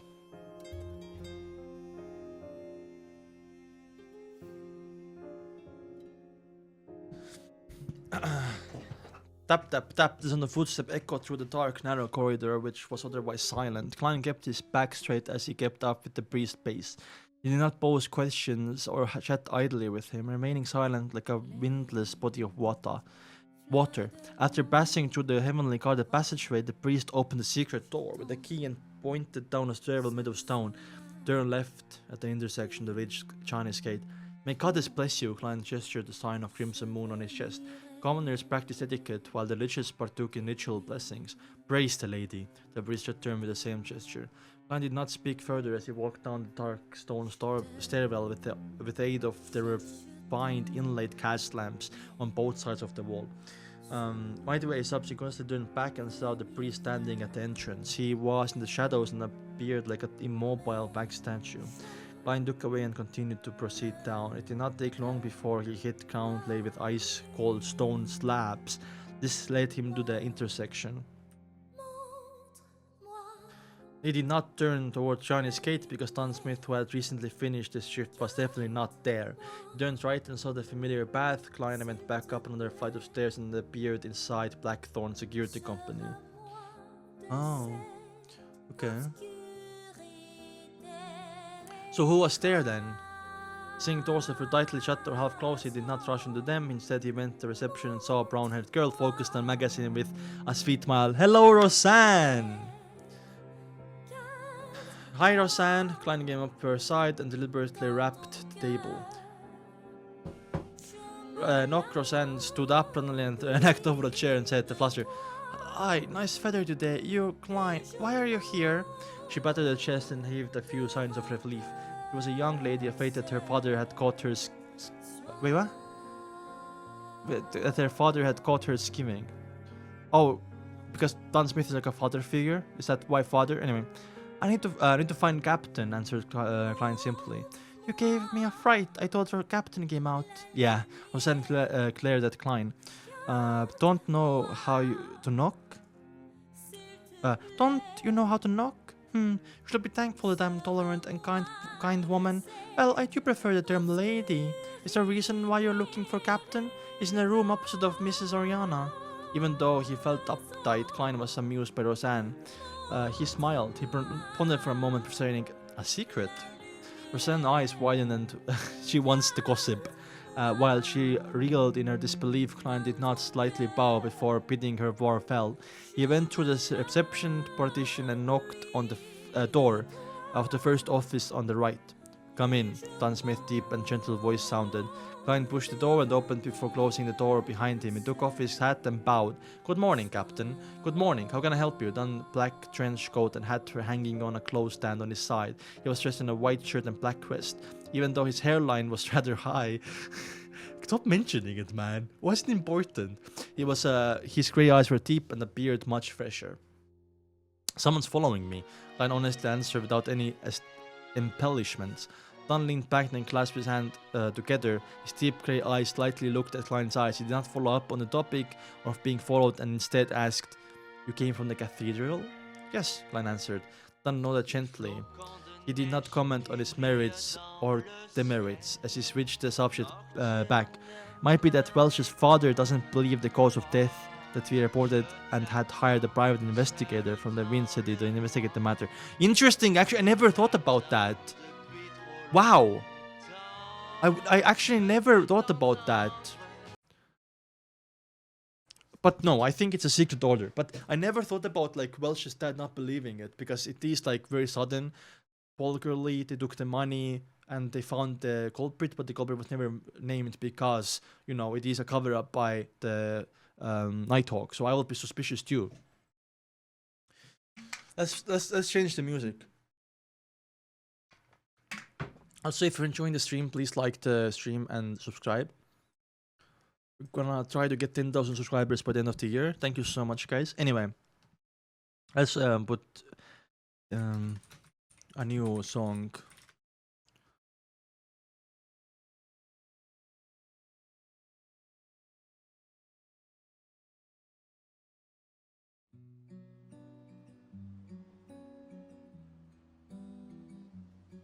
No, I wasn't gonna cook. I didn't. I was fed up with the French. Sorry if you're French, by the way.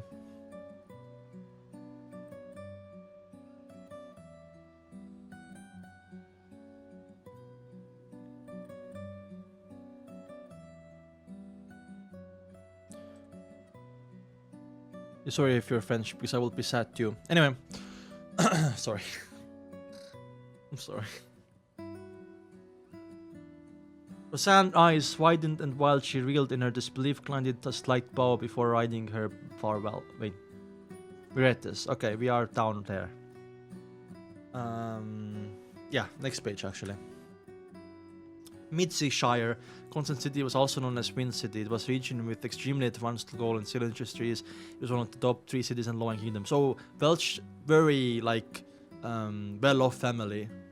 Before waiting for Klein to give his opinion, Dunn continued it might also be a result of that notebook. Heh, he happened to be investigating where Welch received the Anticonus family notebook. Of course, we can't eliminate other people, organizations that might be seeking out this notebook. And there we go. I think it's secret order, right? We know it is. But right now following, I think it is also. What should I do? Klein asked in a serious voice.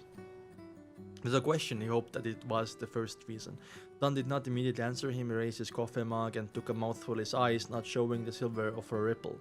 Return the way you came, then do anything you wish. Anything? Don returned with the question. Anything, Don nodded hesitantly. Of course. Do not scare them off or violate the law. Dangerous though, no? What if they come to our house? You know what I mean? Alright, Klein took a deep breath and bade him farewell. He left the room and went back underground. He then left the intersection and bathed in the light room from the gas lamps on the two walls. He arrived silently to the empty, dark-closed passageway. The sound of his footsteps echoed, making him sound more alone and terrified.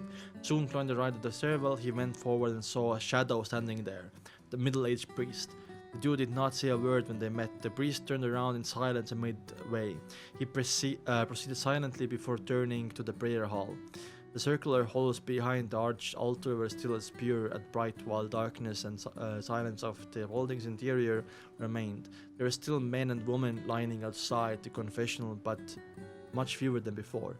After waiting for a moment, Klein slowly left the prayer hall with his cane and newspaper as though nothing had ever happened, successfully leaving St. Stephen's Cathedral. Okay.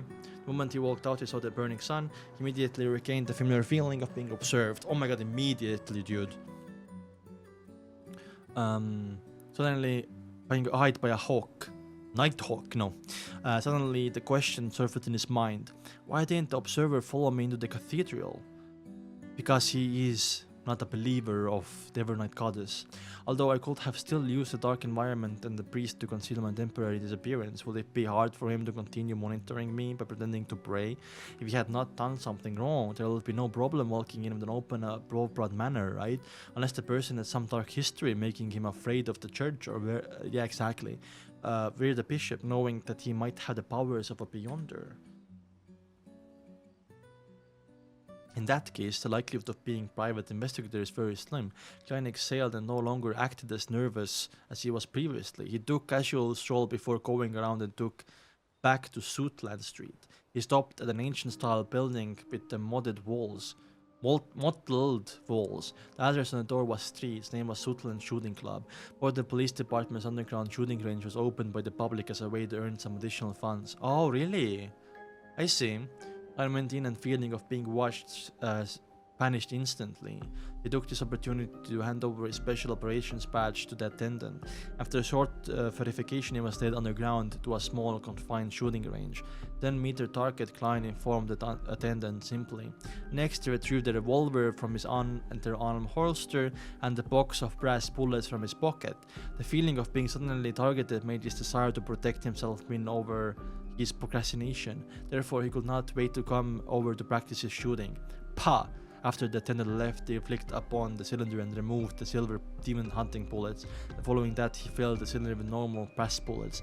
This time, neither did he leave an empty spot to prevent misfiring, nor did he take off his formal attire and half-top hat.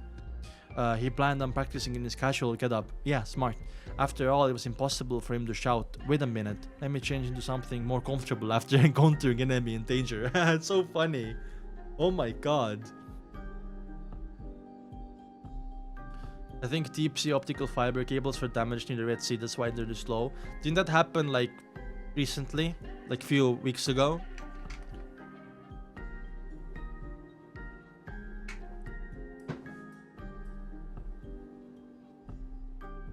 Click. Klein closed the cylinder and rolled it with his thumb.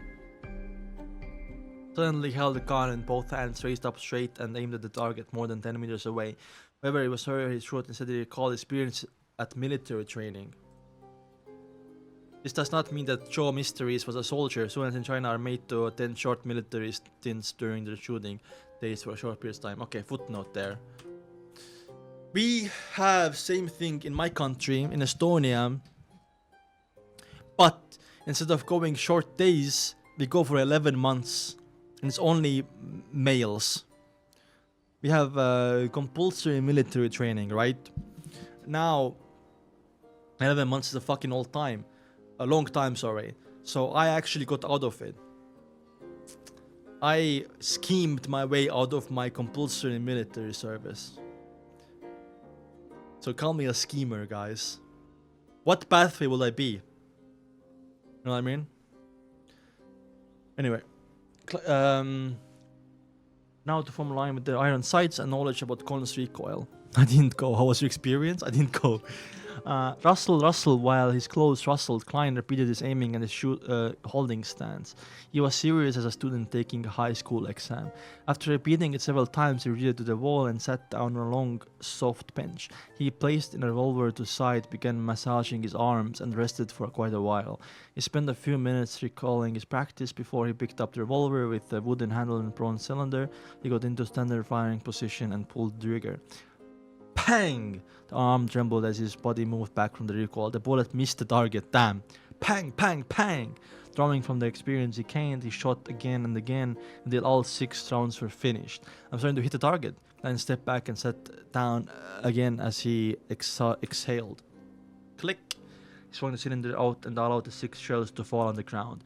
Then without any change of expression, inserted the remaining brass rounds in. I love this chapter of us practicing shooting.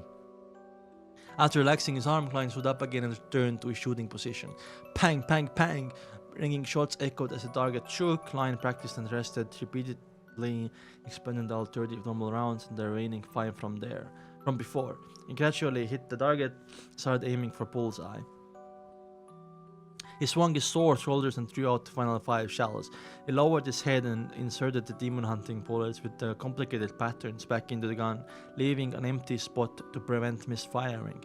After putting the revolver back his underarm holster, Klein patted the dust from his body and walked out the shooting range to return to the streets. The feeling of being observed aroused once again. Klein felt calmer than he previously felt as he slowly walked to Champagne Street. Because he's just shooting, you know? He's now more comfortable. He spent 4 pence on a tracked carriage to return to Iron Cross Street before returning to his own apartment. The feeling of being spied upon vanished with a trace. Klein took his keys and opened the door. To see a short-haired man nearing his 30s and wearing a linen shirt seated on a desk. Okay.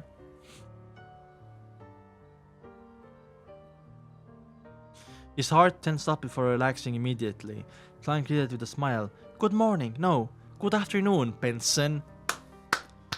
The goat is here, guys. Stop what you're doing. Benson is here. This man was was none other than Klein's and Melissa's elder brother, Benson already. He was only 25 years this year. Oh, my age. But his receding hairline. Oh, and the script appearance made him look nearly 30. That's because Benson is stressed, man. That's because Benson lost, and his family lost their parents, and Benson had the responsibility of bringing up his 2 siblings on his own. That's why he's aging like milk. That's why. How old do I look, guys? I think I look 24. He had black hair and brown eyes, resembling Klein somewhat, but he lacked the faint scholarly air. He lacked aura. He lacked scholarly aura. Good afternoon. Klein, how was the interview? Benson stood up as he grinned. His black and half-top hat were hanging on the protrusion on the bunk bed. Horrible, Klein replied in a deadpan manner. Was Klein trolling? When he saw Benson stunned, Klein chuckled and added, in fact, I didn't even participate in the interview. I found a job ahead of the interview and that pays me £3 a week. He repeated what he told Melissa again. I fell asleep for a second? Really? Am I that boring? Benson's expression calmed down as he shook his head with a laugh. It feels like I'm seeing a child grow up. It feels like I'm seeing a child grow up. Well, this job is pretty good. He sighed and said, it's great that the first thing I heard is such good news after being away for work. Let's celebrate tonight and buy some beef. Klein smiled. Sure, but I believe Melissa will feel the pinch. Let's buy some ingredients later in the afternoon. Let's bring at least 3 soli. Well, to be honest, a pound exchanged for 20 soli and 1 soli exchanged for 12 pence. There are even denominations like the half pence and quarter pence. Such a coin system just goes against logic, so it's troublesome. I think it must be one of the most foolish coin systems in the world. I'm throwing shade, guys. I'm already 12% of the book. Oh, it's just because it's a marathon, not a sprint, guys. When he said that he saw Benson expression turned stern, feeling a little uneasy. He wondered if he had said anything wrong. Would it be that the lost memory fragments of the original client Benson was an outright extreme nationalist who showed no tolerance for any negativity? Benson took a few steps and greeted him with a stern expression. No, it's not one of but the most foolish coin system. Oh my god, Benson the goat. Note one of. Klein was taken aback, but he quickly snapped to his senses. He looked at his brother in the eye and laughed. Indeed, Benson was great at mocking humor.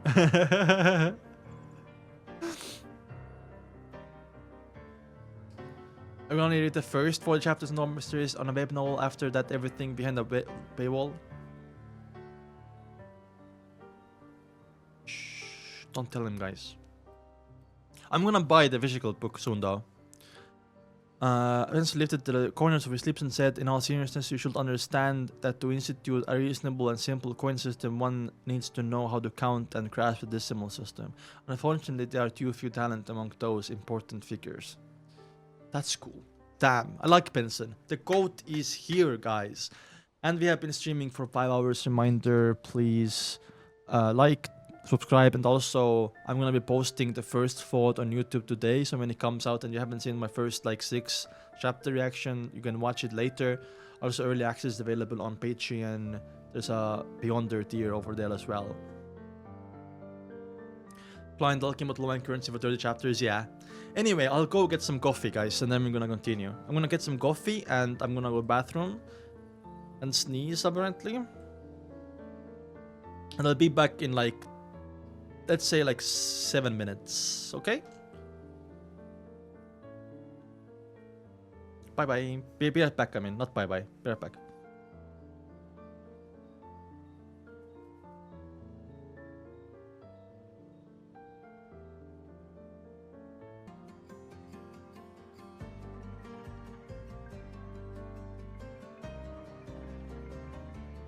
First ever time being muted when I come back. I said, I'm back. I said, what's up username? I said, what's up Kilga? Had to happen one day. What is the traditional Estonian breakfast? Well, I don't know. But what this is a code at breakfast. In the morning, I'm losing weight right now, right? I have dropped like 30 kilos this year. My favorite breakfast is 4 eggs. Sometimes toast, 1 toast, or 100 grams of potatoes, and some kind of like a sauce, like hot sauce on top. That's it. I did watch Baan, but I didn't upload it because it was a really cute and good short, like anime. I really loved it, but I felt like it's not worth uploading a reaction to. Anyway, I got some coffee. I got some black coffee.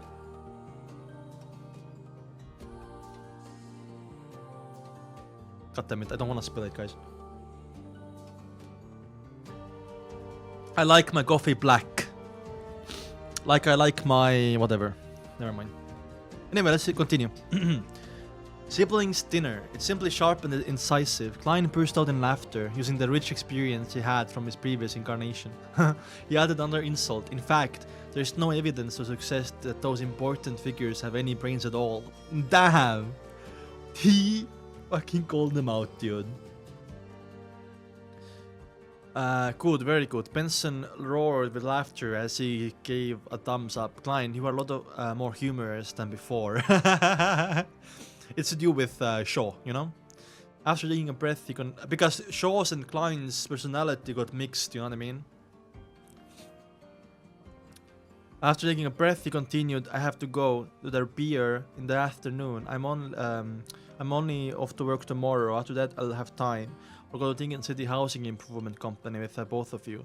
Let's see if they have a cheap and good terrace house for rent. Also, I need to pay Mr. Frankie a visit. Our landlord... the perplexed client asked, does our current landlord have some terrace houses from a pretty good district under his name? Benson, leave it up to him. He's gonna talk to Frankie and he's gonna fix everything. Benson shot his brother in a glance and said, amused, have you forgotten the 1-year rental contract we have with him? Only been 6 months. Hiss! Klein immediately drew a gasp of cold air. you had really forgotten the matter. Although rent was paid once a week, the lease was a year ago. If they were to move, the lease was a year long. Sorry. If they have to move now, it was equivalent to breached in contract. If they were taken to court, they would have compensated large sums of money. Usually, how it is in my country, we also rent for like a year contract, but landlords usually are decent people. So if you ask them, oh, I need to move out like next month, they usually agree, right? I have not had heard of a single incident where they sue for that. The Benson treatment in donghua was tragic. Yeah, I mean, I'm so excited to see more of Melissa, Benson, and other Nighthawks like Roseanne that was left out. Also out of Audrey and Olger, I want to see as well.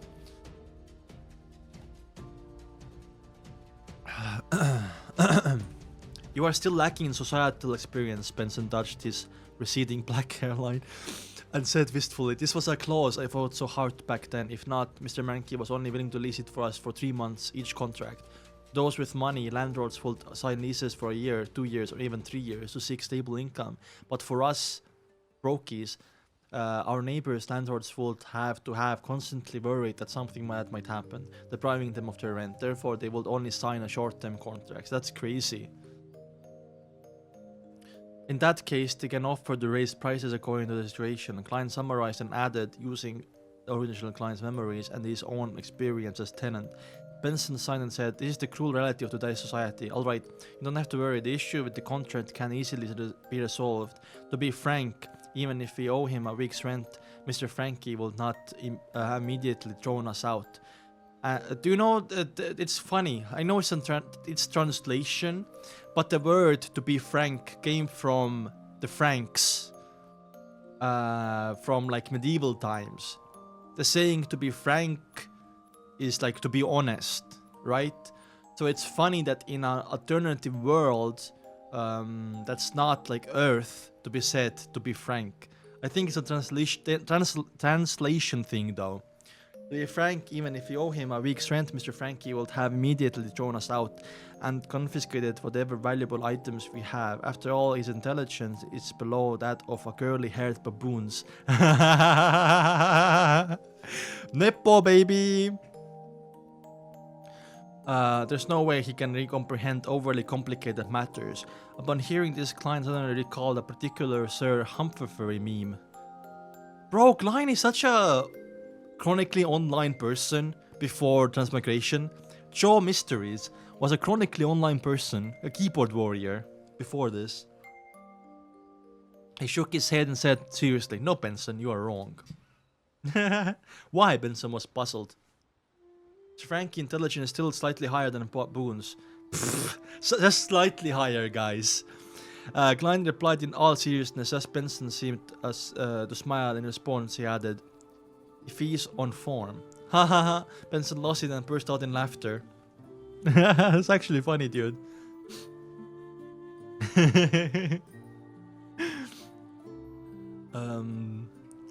After a series of rapturous laughter, he pointed at Klein. Momentarily able to put his thoughts in words, only then he returned to the topic at hand. Of course, as gentlemen, we cannot employ such shameless tactics. We shall discuss this with Mr. Frankie tomorrow. Believe me, he is easily convinced, easily. Klein had no doubts regarding Benson's point. The existence of the gas pipes was excellent proof. True. After some idle chatter between the brothers, the remnants of pan-fried fish from the previous night were made into a soup with some vegetables. During the boiling process, the steam moistened the white bread. Oh my god, I'm hungry. I've been streaming for 7 hours. My dad made ribs. And I fucking had a taste earlier and I was drooling. I swear to god, man. Oh my, it's way worse than a baboon, I see. Oh, posture. Thank you, guys. What was my posture? Like this? Thank you. Thank you.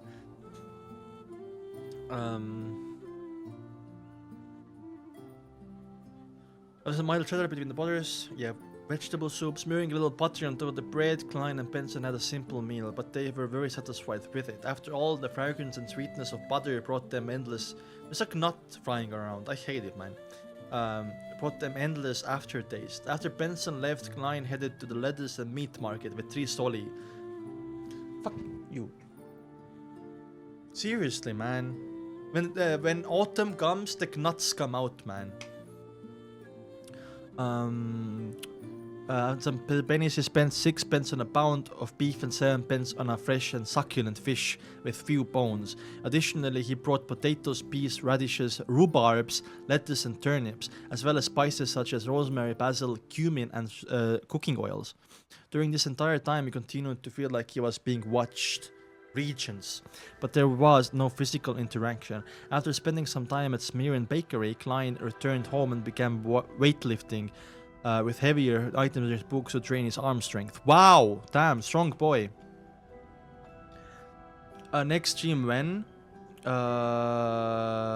Tomorrow, but tomorrow we are watching another donghua on Twitch. Next, the Lord of Mystery stream is on Tuesday evening.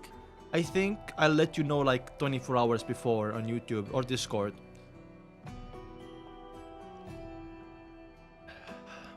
He had planned to exercise by military boxing, which he learned from his compulsory military stint for students. However, he had already forgotten the radio exercise routines from school, much less boxing, which was only taught during the military stints. Exasperated, he could only do something simpler. And did not overexert himself since it only led to fatigue and thus put him in greater danger. He took an appropriate break and began reading the original Klein's notes and study material. He wished to read anything regarding the fourth epoch again. In the evening, Benson and Melissa sat in front of a desk. The food was placed neatly like children in upper primary school. Aww. The fragrance of the dishes were composed of a rich melody of scents. Oh my god, I'm so hungry. Aww. The soul coptening fragrance of the stewed beef, the obviously tender potatoes, the sweetness of thick pea soup and mellow flavors of the stewed rhubarb, and the sweetness of the buttered dry bread. Benson gulped a mouthful of saliva as he turned around to see Klein placing a crispy fish onto a plate. My mouth is watering. He felt the fragrances of the oil permeate through his nostrils into his throat and then into his stomach. His stomach was making distinct protest. Klein rolled up his sleeves and held up a plate of fried fish before placing it in the middle of their tidy desk. Following that, he returned to the cupboard and took out 2 large cups of ginger beer, and placed them where he wanted Benson sat. He smiled at Melissa and took out a lemon pudding as if it were performing magic trick. You'll have beer while you'll have this. Thank you. Melissa took the lemon pudding. Oh god. Mixed roasted. I love cumin, man. I like my favorite food. I know it's like unpopular. I'm like not Italian, Japanese. My favorite food is West Asian food and South Asian food, but especially West Asian food with like a lot of cumin, like shawarma, tapule. Like a lot of things, right? Falafel, I love that, dude. It's so fucking good. Oh my god, guys, I'm so different. Large cups of ginger beer, okay. Well, Pinson saw this, he raised his cup and said with a smile, this is to celebrate Klein finding of a decent job. Klein raised his cup and licked with Benson before clicking it with Melissa's lemon pudding. Praise the lady. Gulp, he tilted his head back and drank it down. The spicy feeling formed his gullet, bringing him great aftertaste. Despite its name, ginger beer did not contain any alcohol. Oh, really? Oh, I see. It was a mixture of the ginger spiciness and the sources of lemon, and that made it taste similar to beer. It was a kind of beverage that both women and children found acceptable. However, Melissa did not like the taste of it. Okay, I think I have tried ginger beer. Praise the lady. Benson drank a mouthful as well while Melissa took a nibble of the lemon pudding. She chewed at it repeatedly before swallowing it down unwillingly.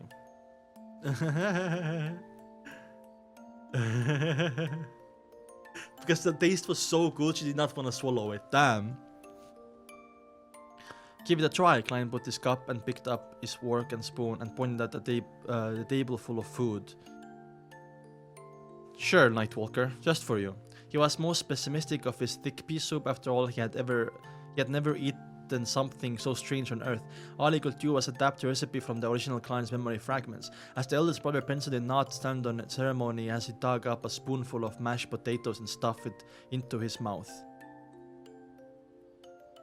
The beaten potatoes were boiled truly and mixed with a faint taste of lard. Oof. And just enough salt. Oof. Oof. It whether this happened made him salivate. Oh my god. I love this. Like, I need food, man. Not bad, praised Benson vaguely. It's much more delicious than this one I had back at work. They only used butter. This is one of my specialties. After all, Klein accepted the praise. It's all thanks to the teachings of the chef at Welch's place. Melissa looked up the beef soup, the green basil, the green lettuce, and the radishes were submerged in the colorless soup, covering the tender beef. The soup was clear and its fragmenting tantalizing. Bro, I'm salivating actually, man. She worked the piece of beef and placed it in her mouth to chew. The beef retained a little chewiness, despite being stewed tender. The mixture of salt, the sweetness from the radishes, and I'm about to lose control, man. I'm about to lose control. And the spiciness from the basil leaves complemented the deliciousness of the beef. She seemed to give her appropriation, but she could not stop her chewing. Aww. Glenn tasted it and felt that although it was delicious, it was not without regret. This was still far from his usual standard. I'm gonna sneeze. After all, he was lacking in certain condiments and could only use replacements. It was no wonder it tasted different. Of course, even with the best standards, one could only make do with the dishes they cooked personally. Oh. Suddenly his heart pained for Benson and Melissa, who were stunned in their worldview. Yeah, for Klein, this is meat. For them, this is good. After swallowing a piece of beef, Klein picked up a piece of fried tussock fish, which was sprinkled with cumin and rosemary. Oh my god. It was crispy on the outside and tender on the inside. The shoulder was perfect, golden brown, and saltiness of oil fragrance intertwined as one. Guys, I need to go eat, man. Nodding slightly, Klein tried a piece of stewed rhubarb and found it palatable. It got treat of cloyed taste of meat. Finally, he mastered his courage and scooped a bowl of thick pea soup. Too sweet and sour, Klein could not help but frown. However, after seeing Benson and Melissa look satisfied from tasting it, he began suspecting his tastes. He could not help but put down a mouthful of ginger beer to cleanse his tongue. Siblings were stuffed by the end of the meal. They had slumped in the chairs for quite a while. Let us praise the lady once more, Benson raised his ginger beer, which had only one mouthful left, as he said in satisfaction. Praise the lady, Klein poured the last bit of his beverage. Praise the lady, Melissa finally put the last bit of lemon pudding into her mouth and enjoyed the flavors visually through her mouth. When Klein saw this, he took advantage of tipsiness and smiled. Melissa, that's not right. You should eat the thing you find most delicious at the beginning. That way you can fully appreciate the most delicious aspect. Tasting it when you are filled and satisfied will not do the food justice. Based. Klein is based. No, it's still as delicious as I can be, answered Melissa firmly and stubbornly. The siblings had a happy chat, and after digesting their meals, they cleaned up the plates, cutlery, and stored the oil, which was used to fry the fish. After busying themselves in revision time, one refreshed his accounting knowledge, while another continued reading the study material and notes. Yeah, so already Benson is studying accounting. Time was spent to its fullest. At 11, after siblings extinguished the gas lamp and went to bed after washing up. Klein felt groggy as he stared at the darkness in front of him. A figure wearing a black trench coat and half-top hat appeared suddenly in Klein's vision. It was Don Smith. Don Smith? Captain, Klein jolted awake and knew he was dreaming. Don's grey eyes remained calm and thought he was mentioning something trivial. Someone was sneaking into your room. Pick up the revolver and force him to the corridor. Leave the rest to us. Someone was sneaking into my room. What is this? The observer has finally taken action. Klein jumped in fright, but did not take to dare ask any further. All he did was nod and say, "Alright." The scene before his eyes changed immediately as a swath of colors appeared like the bursting of bubbles. Klein's eyes opened as he carefully turned his head. He looked forward the window and saw a thin, unfamiliar back standing at his desk, rummaging through something in silence. Ooh! Regents! Let's fucking go! This is like completely new to me. This was not in donghua. Damn, I'm loving this. I need to blow my nose. This was a whole chapter dedicated to them eating, by the way. And then at the end, we saw Regents rummaging through his closet. Anyway, I need to blow my nose. Oh gosh.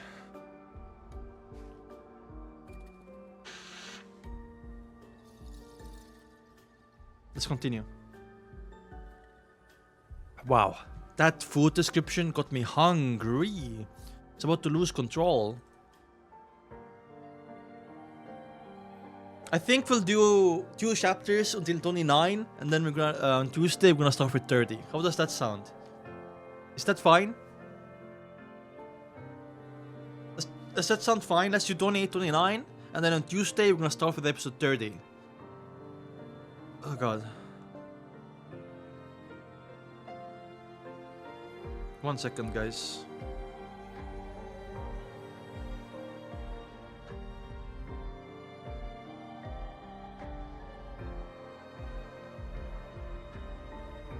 Yes, okay. Give me 10 seconds. Badum, badum, badum. Klein's heart began beating rapidly. It shrank into a clump before expanding abruptly. Made his body tremble gently. There was an instant where he nearly forgot what he had to do when the lurking figure suddenly paused. The figure pricked his ears slightly as though listening for any changes. Blood flowed back from his brain as Klein regained his basic cognitive abilities. He reached beneath the pillow for the wooden grip of the revolver. He felt the firm but smooth feeling as he rapidly calmed down. He silently and slowly pulled out the revolver and aimed at the trespasser's head. To be honest, he had no confidence in striking the intruder. Although he was already able to stably hit a target during practice, a moving person and a fixed target were completely different. He was not arrogant enough to confound the two together. However, he vaguely remembered something from his previous life. The general idea was that nuclear weapon wielding the greatest strength before its launch. Yeah, true. Oh my god, so true. The principal held it in his current situation. The best deterrence was before he shot. The best deterrence was before he shot. By not pulling the trigger or shooting blindly, the intruder was able to determine whether or not he was a complete rookie who had extremely high chance of missing him. His worries and fears will make him deliberately more, resulting in him restraining himself. True. In an instant, another thought arose in him. It immediately made Klein turn decisive. He was not the kind of person who turned calmer when faced with danger. Instead, he had already imagined the situation where he faced the observer, using intimidation instead of attacking. The Foodaholic Empire had an idiom, China, where there is a precaution, there will be no danger. True. When Klein pointed his gun at the intruder, the thin man froze suddenly as though he had sensed something. Following that, he heard a voice that hid a chuckle. "Good evening, sir." The scrawny man clasped both his hands together and his body seemed to tense. Klein sat on the lower bunk, aimed at the person's head with the revolver and tried to speak as leisurely and as naturally as he could. "Please, raise both of your hands and turn around. Try to do it slowly. To be frank, I am very timid and I get nervous easily." Oh my god, Klein. "If you move too quickly, I can't be frightened and can't guarantee that there won't be... I can be frightened and I can't guarantee that there won't be a duration where I misfire." Yes, that's right. The scrawny man raised both of his hands and held them up near his head before turning his body bit by bit. The first thing that came into view was a black tight suit with neat buttons. Next, he caught a pair of brown eyebrows and were thick and sharp. So does this mean, by the way, they're living in that apartment, right? And Klein is sleeping in a bunk bed. Does that mean in above bunk, Benson is sleeping there right now? Luna deep blue eyes didn't reflect fear, but rather gazed upon Klein with the intensity of a ferocious beast. It seemed that if Klein were careless for a second, the other person would leap forward and tear him to pieces. He clenched the handle tightly as he tried his best to appear calm and indifferent. It was only when the thin man faced him completely did Klein jerk his chin towards the door. He softly entreated, "Sir, let's take this outside. Do not disturb the beautiful dreams of others. Oh, do you keep motion slow? Tighten your footsteps a little too. It's basic courtesy for a gentleman." The thin man cold pupils rolled as he swept Klein at a glance. He continued raising his hands as he walked slowly to the door. Under the revolver aim, he twisted the handle and slowly opened the door. When the door was half open, he suddenly lowered himself and rolled forward. The door was pulled by a strong wind and it closed with a slam. Benson, who was on the top bunk, was stirred. Yeah, Benson is there. He almost woke up in a daze. At that moment, a leisurely and serene melody entered from outside. The heavy and comfortable voice started to sing. Oh, the death of horror, the hope of crimson cries. One thing at least is certain, that this life lies. One thing is certain, and the rest is lies. The flower that once was bloomed forever dies. Adopted from the English translation of Rubaiyat. Okay. It's an edit footnote, so let's look up what the Rubaiyat is. That's cool. Rubaiyat of Omar Khayyam. Edward gave to his 1859 edition from Persian to English of selection and quatrains. Rubaiyat, attributed to Omar Khayyam, the Austrian poet of Persia. That's really cool. Okay.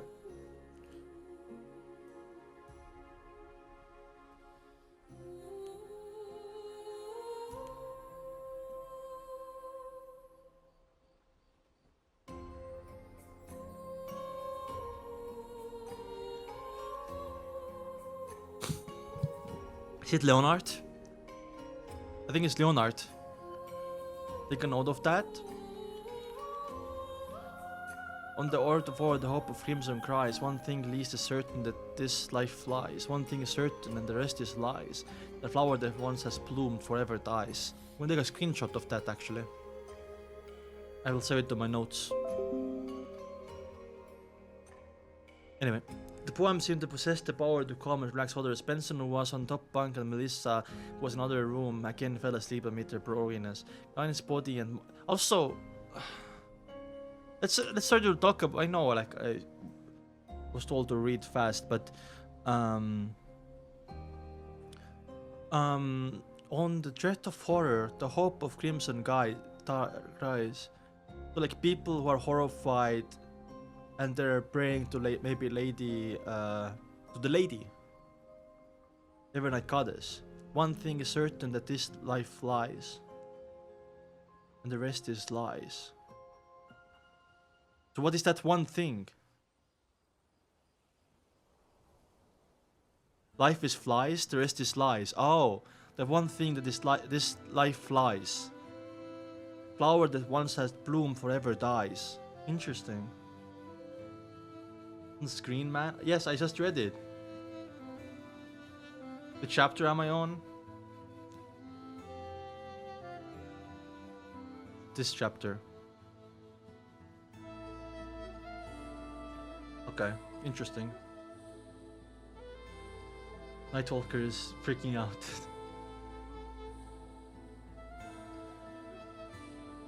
The flower that once has bloomed. Maybe it signifies faith? Oh, the above guy, sorry. Death is certain and life is a lie. Damn, that's deep. Flower is life then. Maybe the flower is life. Interesting. Okay, I took a screenshot of that. Anyway, I think it's Leonard. Klein's body and mind was also peaceful and quiet. He nearly yawned. The way that thin man had toiled off was so agile that he could not react in time. Looking at the closet door, he smiled and murmured to himself. He might not believe it, but pulling the trigger would not release a round. Oh, because, yeah, the empty chamber is to prevent misfiring. Following that, listened the midnight poem as he patiently waited for a battle outside to end. Within a minute, the tranquil melody, which resembled the reflection of moonlight on the surface of a lake, stopped, and the dark night resumed its deep silence. Klein slightly spun the cylinder and moved the empty chamber away as he waited for the outcome. He uneasily waited for a full 10 minutes. Just as he wondered if he could investigate, he heard Don Smith's staid and warm voice from the door. It settled. Phew, Klein exhaled. So, Regents was not a beyonder, right? He held his revolver and took his keys. Barefooted, he carefully approached the door before silently opening it to see the black trenchcoat and the half top hat. Don Smith was standing there with his deep and calm grey eyes. He closed the door behind him and followed Don to the end of the corridor and stood amid the weak crimson moonlight. Damn. Don Smith as aura. It took me some time to his dream, said Don calmly as he looked at the red moon outside the window. Do you know his background? Klein felt a lot more relieved. Don nodded and said, by the way, there's no way that only Regents was stalking him, because when he was at the Koa University, he felt a person spying on him, and then he went on a carriage to another location, and the presence was still there. That means, by the way, that there was possibly 2 people at least, because first of all, unless Regents went to carriage with him, which, Klein didn't mention people getting on, then it cannot be Regents in 2 places at once, right? Rare Nick appearance. What's up, Nick? You're one of my favorite viewers, by the way. I'm just saying. Klein said, do you know his background? Don nodded and said, an ancient organization known as the Secret Order. Ooh. They were established in the 4th epoch and are related to Solomon Empire and 100 of fallen aristocrats of that period. 100? The Anticonus family Noir came from them due to a member Echelons. It entered the antique market and was obtained by Welsh. They had no choice but to send people in search of it. Without waiting for Klein's question, he paused before continuing. We will capture the remaining members they have according to the clues. Well, it might not end too well. These fellows are as good as hiding as the rats in sewers. Damn, that's crazy. But at the very least, they will believe that we have likely obtained the Anticonus notebook. For that, we have a critical clue. In that case, as long as it's not something extremely crucial or important, they would abandon the operation that is their philosophy on surviving. What if the notebook is extremely crucial and important? Asked Klein worriedly. Sorry. It's funny. I sometimes say words wrong because I like to rage bait a little bit, right? My favorite rage bait is saying pedal quiz in ReZero, because I always get like 5 comments saying, no, it's not pedal quiz, it's pedal juice or whatever. And they always say that, and they're so angry at me. And I'm just there like... Sorry, I exposed my secret. Don Smith... I got an answer saying, we know very little of the Secret Order. Our success this time is all thanks to your sharp wits. The contribution is all yours. In light of the possibility of hidden dangers and how heightened perception would aid in finding the notebook, you have a chance at choosing. A chance at choosing? Klein vaguely guessed something as his breathing subconsciously turned heavy. Don wiped the smile from his face and as he said in all seriousness, do you wish to become a Beyonder? You can only choose a starting sequence of an incomplete sequence. Of course you can give up this chance and choose to accumulate the merit you have garnered. Then all you have to do is wait till there is sufficient room for you to become a Seepless, which is also the first complete sequence of Goddess as bestowed on the Nighthawks. Indeed, Klein felt delighted and did not have any hesitant emotions. He took the initiative to ask, then from which of the sequence lines I can choose from? Interesting, this is really interesting. I like this. This is now easing up to him choosing a Seer Potion. Good night, Sako, thank you for coming.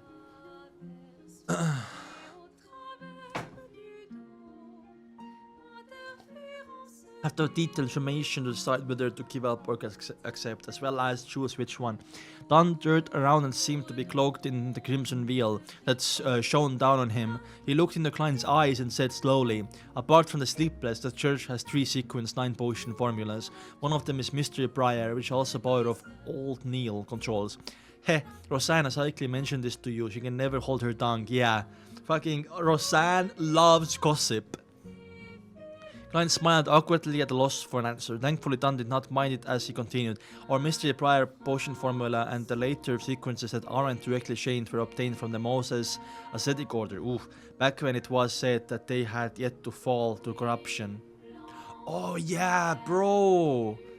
I mixed up Moses Ascetic Order and the Psychiatrist one earlier. Moses Ascetic Order were the ones that were good in the beginning, and they fell to corruption. I guess Nightwalker, I'm joking, they persisted in their morals and precepts, determined in their pursuit of knowledge. They kept their secrets strictly confidential. Anyone that entered the order will be barred from speaking for 5 years. Ooh, after becoming a mystery prior. They will learn to keep silent too, as to cultivation and enchants their focus. The maxim of the Moses Ethic Order, do as you wish but do no harm, began from them. Damn. Okay. Mystery priors have comprehensive but rudimentary understanding and grasp of magic, witchcraft, astrology, and other mystical knowledge.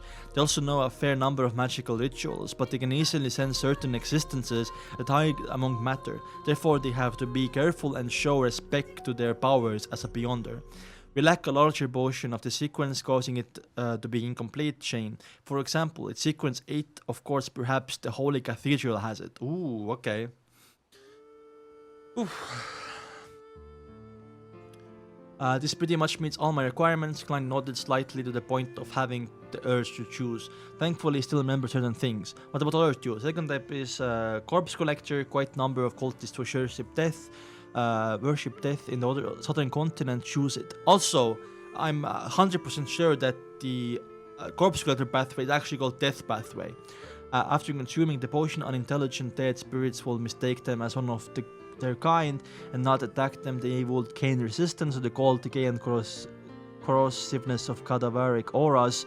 They will be able to directly see a portion of evil spirits and see the characteristics and weaknesses of undead creatures, as well as gain certain attribute and enchantments. We have the sequence 8 and sequence 7 that follows it. You probably can guess sequence 7, Spirit Medium. This was chosen by Dali back then, described done in detail. Ooh, ooh, ooh! I found a mistake in the ebook. Look.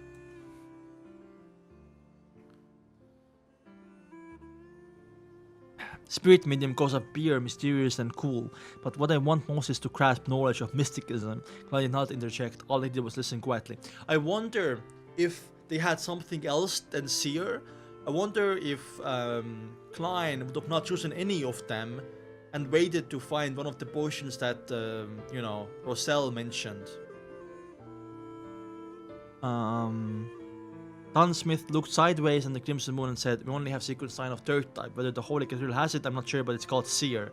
Seer! Lance stupidly constricted as he recalled the regret Emperor Roselle had left in his diary. He regretted not choosing the apprentice, Marauder, or Seer. Ooh. Also, I think there's some Saratul manipulation going on. Saratul corrupted Roselle, that's what I think. Tune. Okay, 29. Wow. So this is first time Klein has given the choice to choose between 3 potions, and it was revealed what potions the Night Hawks have. Now, of course, we know that Klein is gonna go with a Seer potion, but I wonder if on Alternative Universe he would have gone with the Mystery Briar. I guess Klein would have chosen Mystery Briar, but wouldn't you think that Klein would have, thought about it and then thought about, Roselle's diary and waited for these potions to appear from somewhere? You know what I mean? This is all like what ifs. So it doesn't really matter, but it's sometimes nice to think what would have happened instead. Anyway, 29. I hope you guys are enjoying the stream. If you do, please subscribe. We wanna get 10,000 subscribers by the end of the year. So if you're lurking, you can get notified future streams. Anyway, jobs and rentals are serious business. Interesting. Let's wait like 10 seconds. I'm gonna rest my voice a little bit.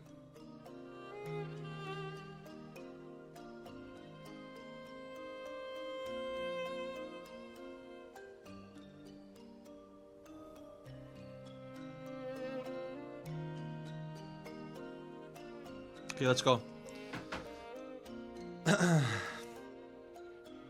Lucilla, is it a bad thing or a good thing? Told you I'm full-time YouTuber, I wasn't joking. Mr. Barry is dangerous because that's evil god. It's a high sequence. Yeah. Wait, what do you mean by that? Chapter...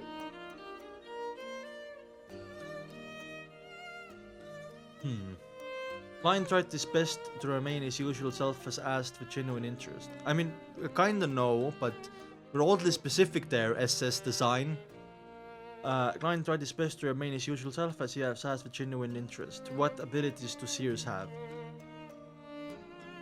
Your question is inaccurate. The question should be, what abilities does consuming the seer potion give? Oh! Exactly. Don Smith shook his head and chuckled, his grey pupils and face turned away from the moon as his features hid in shadows. There are many kinds of things involved: astromancy, cartomancy, spiritual pendulums, and scrying. Of course, it does not mean that consuming the potion will immediately allow you to grasp all of them. The potion only equips you with the qualifications and ability to learn. As they lack direct means of fighting enemies, you can probably imagine that setting up a magical ritual requires a lot of preparation. It's not suitable for combat, therefore in terms of knowledge of mysticism, a seer will be more learned and professional than a mystery prior. I see. It sounds like matches my requirements as well. However, the lack of means to directly deal with enemies is quite a dilemma. Furthermore, the Church of Evernight likely doesn't have the subsequent sequences. The Holy Cathedral likely refers to the headquarters, the Cathedral of Serenity. This means ability to low sequence Beyonders against their enemies might be comparable to firearms. Klein fell into deep thought and he racked his brains. He kept going back and forth between mystery buyer and seers. He is no longer considered corpse collector. Don Smith smiled when he saw this. You don't have to rush into decision. Tell me your answer Monday morning. Regardless of your choice of sequence or giving up this opportunity, none of us from the Nighthawks would have any other thoughts on the matter. Calm down and ask your heart. With that said, he took off his hat and bowed slightly. He slowed walked past Klein and headed for the stairwell. Klein did not say a word and did not immediately reply. He silently bowed and watched as Don left. Although he was constantly hoping to become Beyonder, previously he was thrown into a dilemma when the opportunity arose. His subsequent missing sequences, Beyonders having the risk of losing control, the believability of Emperor Cell's diaries, and the illusory murmurs that could corrupt people into madness all mixed together and formed a moat that obstructed his advancement. Yeah, he took a deep breath and slowly breathed out. No matter how bad it is, I can't be worse than making an 18-year-old high school student decide on his future career. Exactly. Klein gave herself this breathing chuckle. Gathering his scattered thoughts, he opened his door softly and laid back on bed. He lay there with his eyes open, silently looking at the bottom of the top bunk bed that was dyed with the faint crimson of the moon. Ooh. A drunkard staggered outside the window with a carriage sped down the empty streets. These noises did not break the serenity of the night, but instead made it even darker and more distant. Klein's emotions settled down as he recalled his past on Earth. He recalled how he liked exercising. His father, who had always spoke loudly. His mother, who enjoyed busying herself despite having a chronic disease. Oh no! His friends who grew up with him long from playing sports like soccer, football, and basketball to games and mahjong, as well as the person he made a failed confession to. These were like the silent river. He did not have many ripples or deep sentimental feelings, but in silently drowned his heart. Perhaps one of will learn to cherish things after they have lost them. When the crimson receded and the sky turned cold and yellow from the flaming balls illumination. Flaming balls illumination is crazy. Klein had made his choice. He got out of bed and headed to the public bathroom to wash his face to wake himself up. Then he took one solid note to Mrs. Wendy's to buy 8 pounds of rye bread, with 9 pence replenishing the staple food that he had been consumed on the previous night. The price has begun to stabilize, he commented after breakfast as Benson changed. It was Sunday, so both he and Melissa finally had a chance to rest. Klein, who was already in proper attire, was sitting on a chair and flipping through the outdated newspaper he brought back from yesterday. He said in surprise, "There's a house for rent here, Northborough 3 Wendell Street, a bungalow with 2 floors. There are 6 bedrooms, 3 bathrooms, and 2 big balconies upstairs. Downstairs is a dining hall, a living room, a kitchen, 2 bathrooms and 2 guest rooms, as well as an underground cellar. In front of the house there are 2 acres of private land, and there's a small garden behind it. It can't be rented for 1, 2 or 3 years. The weekly rent of £1.06 solely. That's really good price, by the way. That's like $120 per month, per week. That's such a good price. So it was interesting and head to Champagne Street to look for Mrs. Gusev. That's our call for the future. Benson wore his black half-top hat as he smiled to say, the rent for the place's newspaper is usually a little too expensive. Ding and City Housing Improvement Company has options that do not pale in comparison that for cheaper. Oh really? Why are we not searching in the Dingen Housing Improvement Association for the working class? Melissa walked out of the room holding an old wheeled hat. She had changed into a greyish white long dress. She had been mended several times. Aw. She was silent and introverted, but that could not mask her youthfulness. Benson laughed. Where did you hear about Dingen Housing Improvement Association for the working class, Jenny? Jenny? Mrs. Rochelle? Or is it from your good friend Selina? Melissa looked to the side and whispered a reply. Mrs. Rochelle. While washing up last night, I happened to meet her. I forgot to do the voice, I'm sorry. Mrs. Rochelle. While washing up last night, I happened to meet her. She asked me about Klein's interview and told her roughly that happened. Then she suggested I find Dingen Housing Improvement Association for the working class. Benson noticed Klein's puzzled expression and shook his head in amusement. They are talking at the poor. Well, a precise description is that they are housing association for the lower strata of society. That's based, by the way. That's really fucking based. I like that. So we are actually trying to fix poverty, right? The target at Mr. For the poor. Well, a precise description is that they are housing association for the lower strata of society. They build and renovate houses that basically have communal bathrooms. They only provide 3 choices: a single, double, or triple bedroom. Do you wish to continue living in such environment? Dingen City House Improvement Company is in the same business as them, but they also provide choices for lower middle class. To be honest, you are a little better than lower middle class, but we're still quite worse off than true middle class families. It's not a matter of salary, it's just that they do not have time to save up. Klein came to realization as he put away the newspaper. Picking up his top hat, he stood up. Then let's head off. I remember that Dingen City Housing Improvement Company is on that folded street. Benson said as he opened the door. They are like Dingen Housing Improvement Association for the working class. Oh my god, how many times do I have to say that word? They are like Dingen Housing Improvement Association for the working class, known as 5% charities. Do you know why? I don't know. When Klein raised his cane and walked Melissa's side. Every Sunday we're gonna do like an 8-hour stream, guys. 7 to 8 hour stream every Sunday. It's not only a special day today. And the other days, like Tuesday and on Wednesday, we're gonna do like 3 or 4 hours. The reason why I do that is because I know people can stay for 8 hours because of weekdays, and Sunday is like weekend, so people can stay longer, right? So I'm gonna try to keep most of the streams 3 to 4 hours, and every Sunday I'm gonna do like a big stream. Anyway, do you know why? I don't know. Klein raised his cane and walked to Melissa's side. The girl with black hair that reached down her back nodded. Benson headed out and said, these kinds of housing improvement association or companies were established as a result of backland. They are funded in 3 ways. 1, by requesting donations from charitable foundations. 2, through funding proposals. Ooh, interesting. They receive grants from the government commission and the special rate of 4%. Okay. 3rd, through investments. By taking a portion of the rent received, they will give their investors 5% in returns. That's why they are called 5% charities. I see. Very interesting. The siblings went down the stairs and slowly walked towards Daffodil Street. They decided to confirm a place before talking to the present landlord, Mr. Frankie.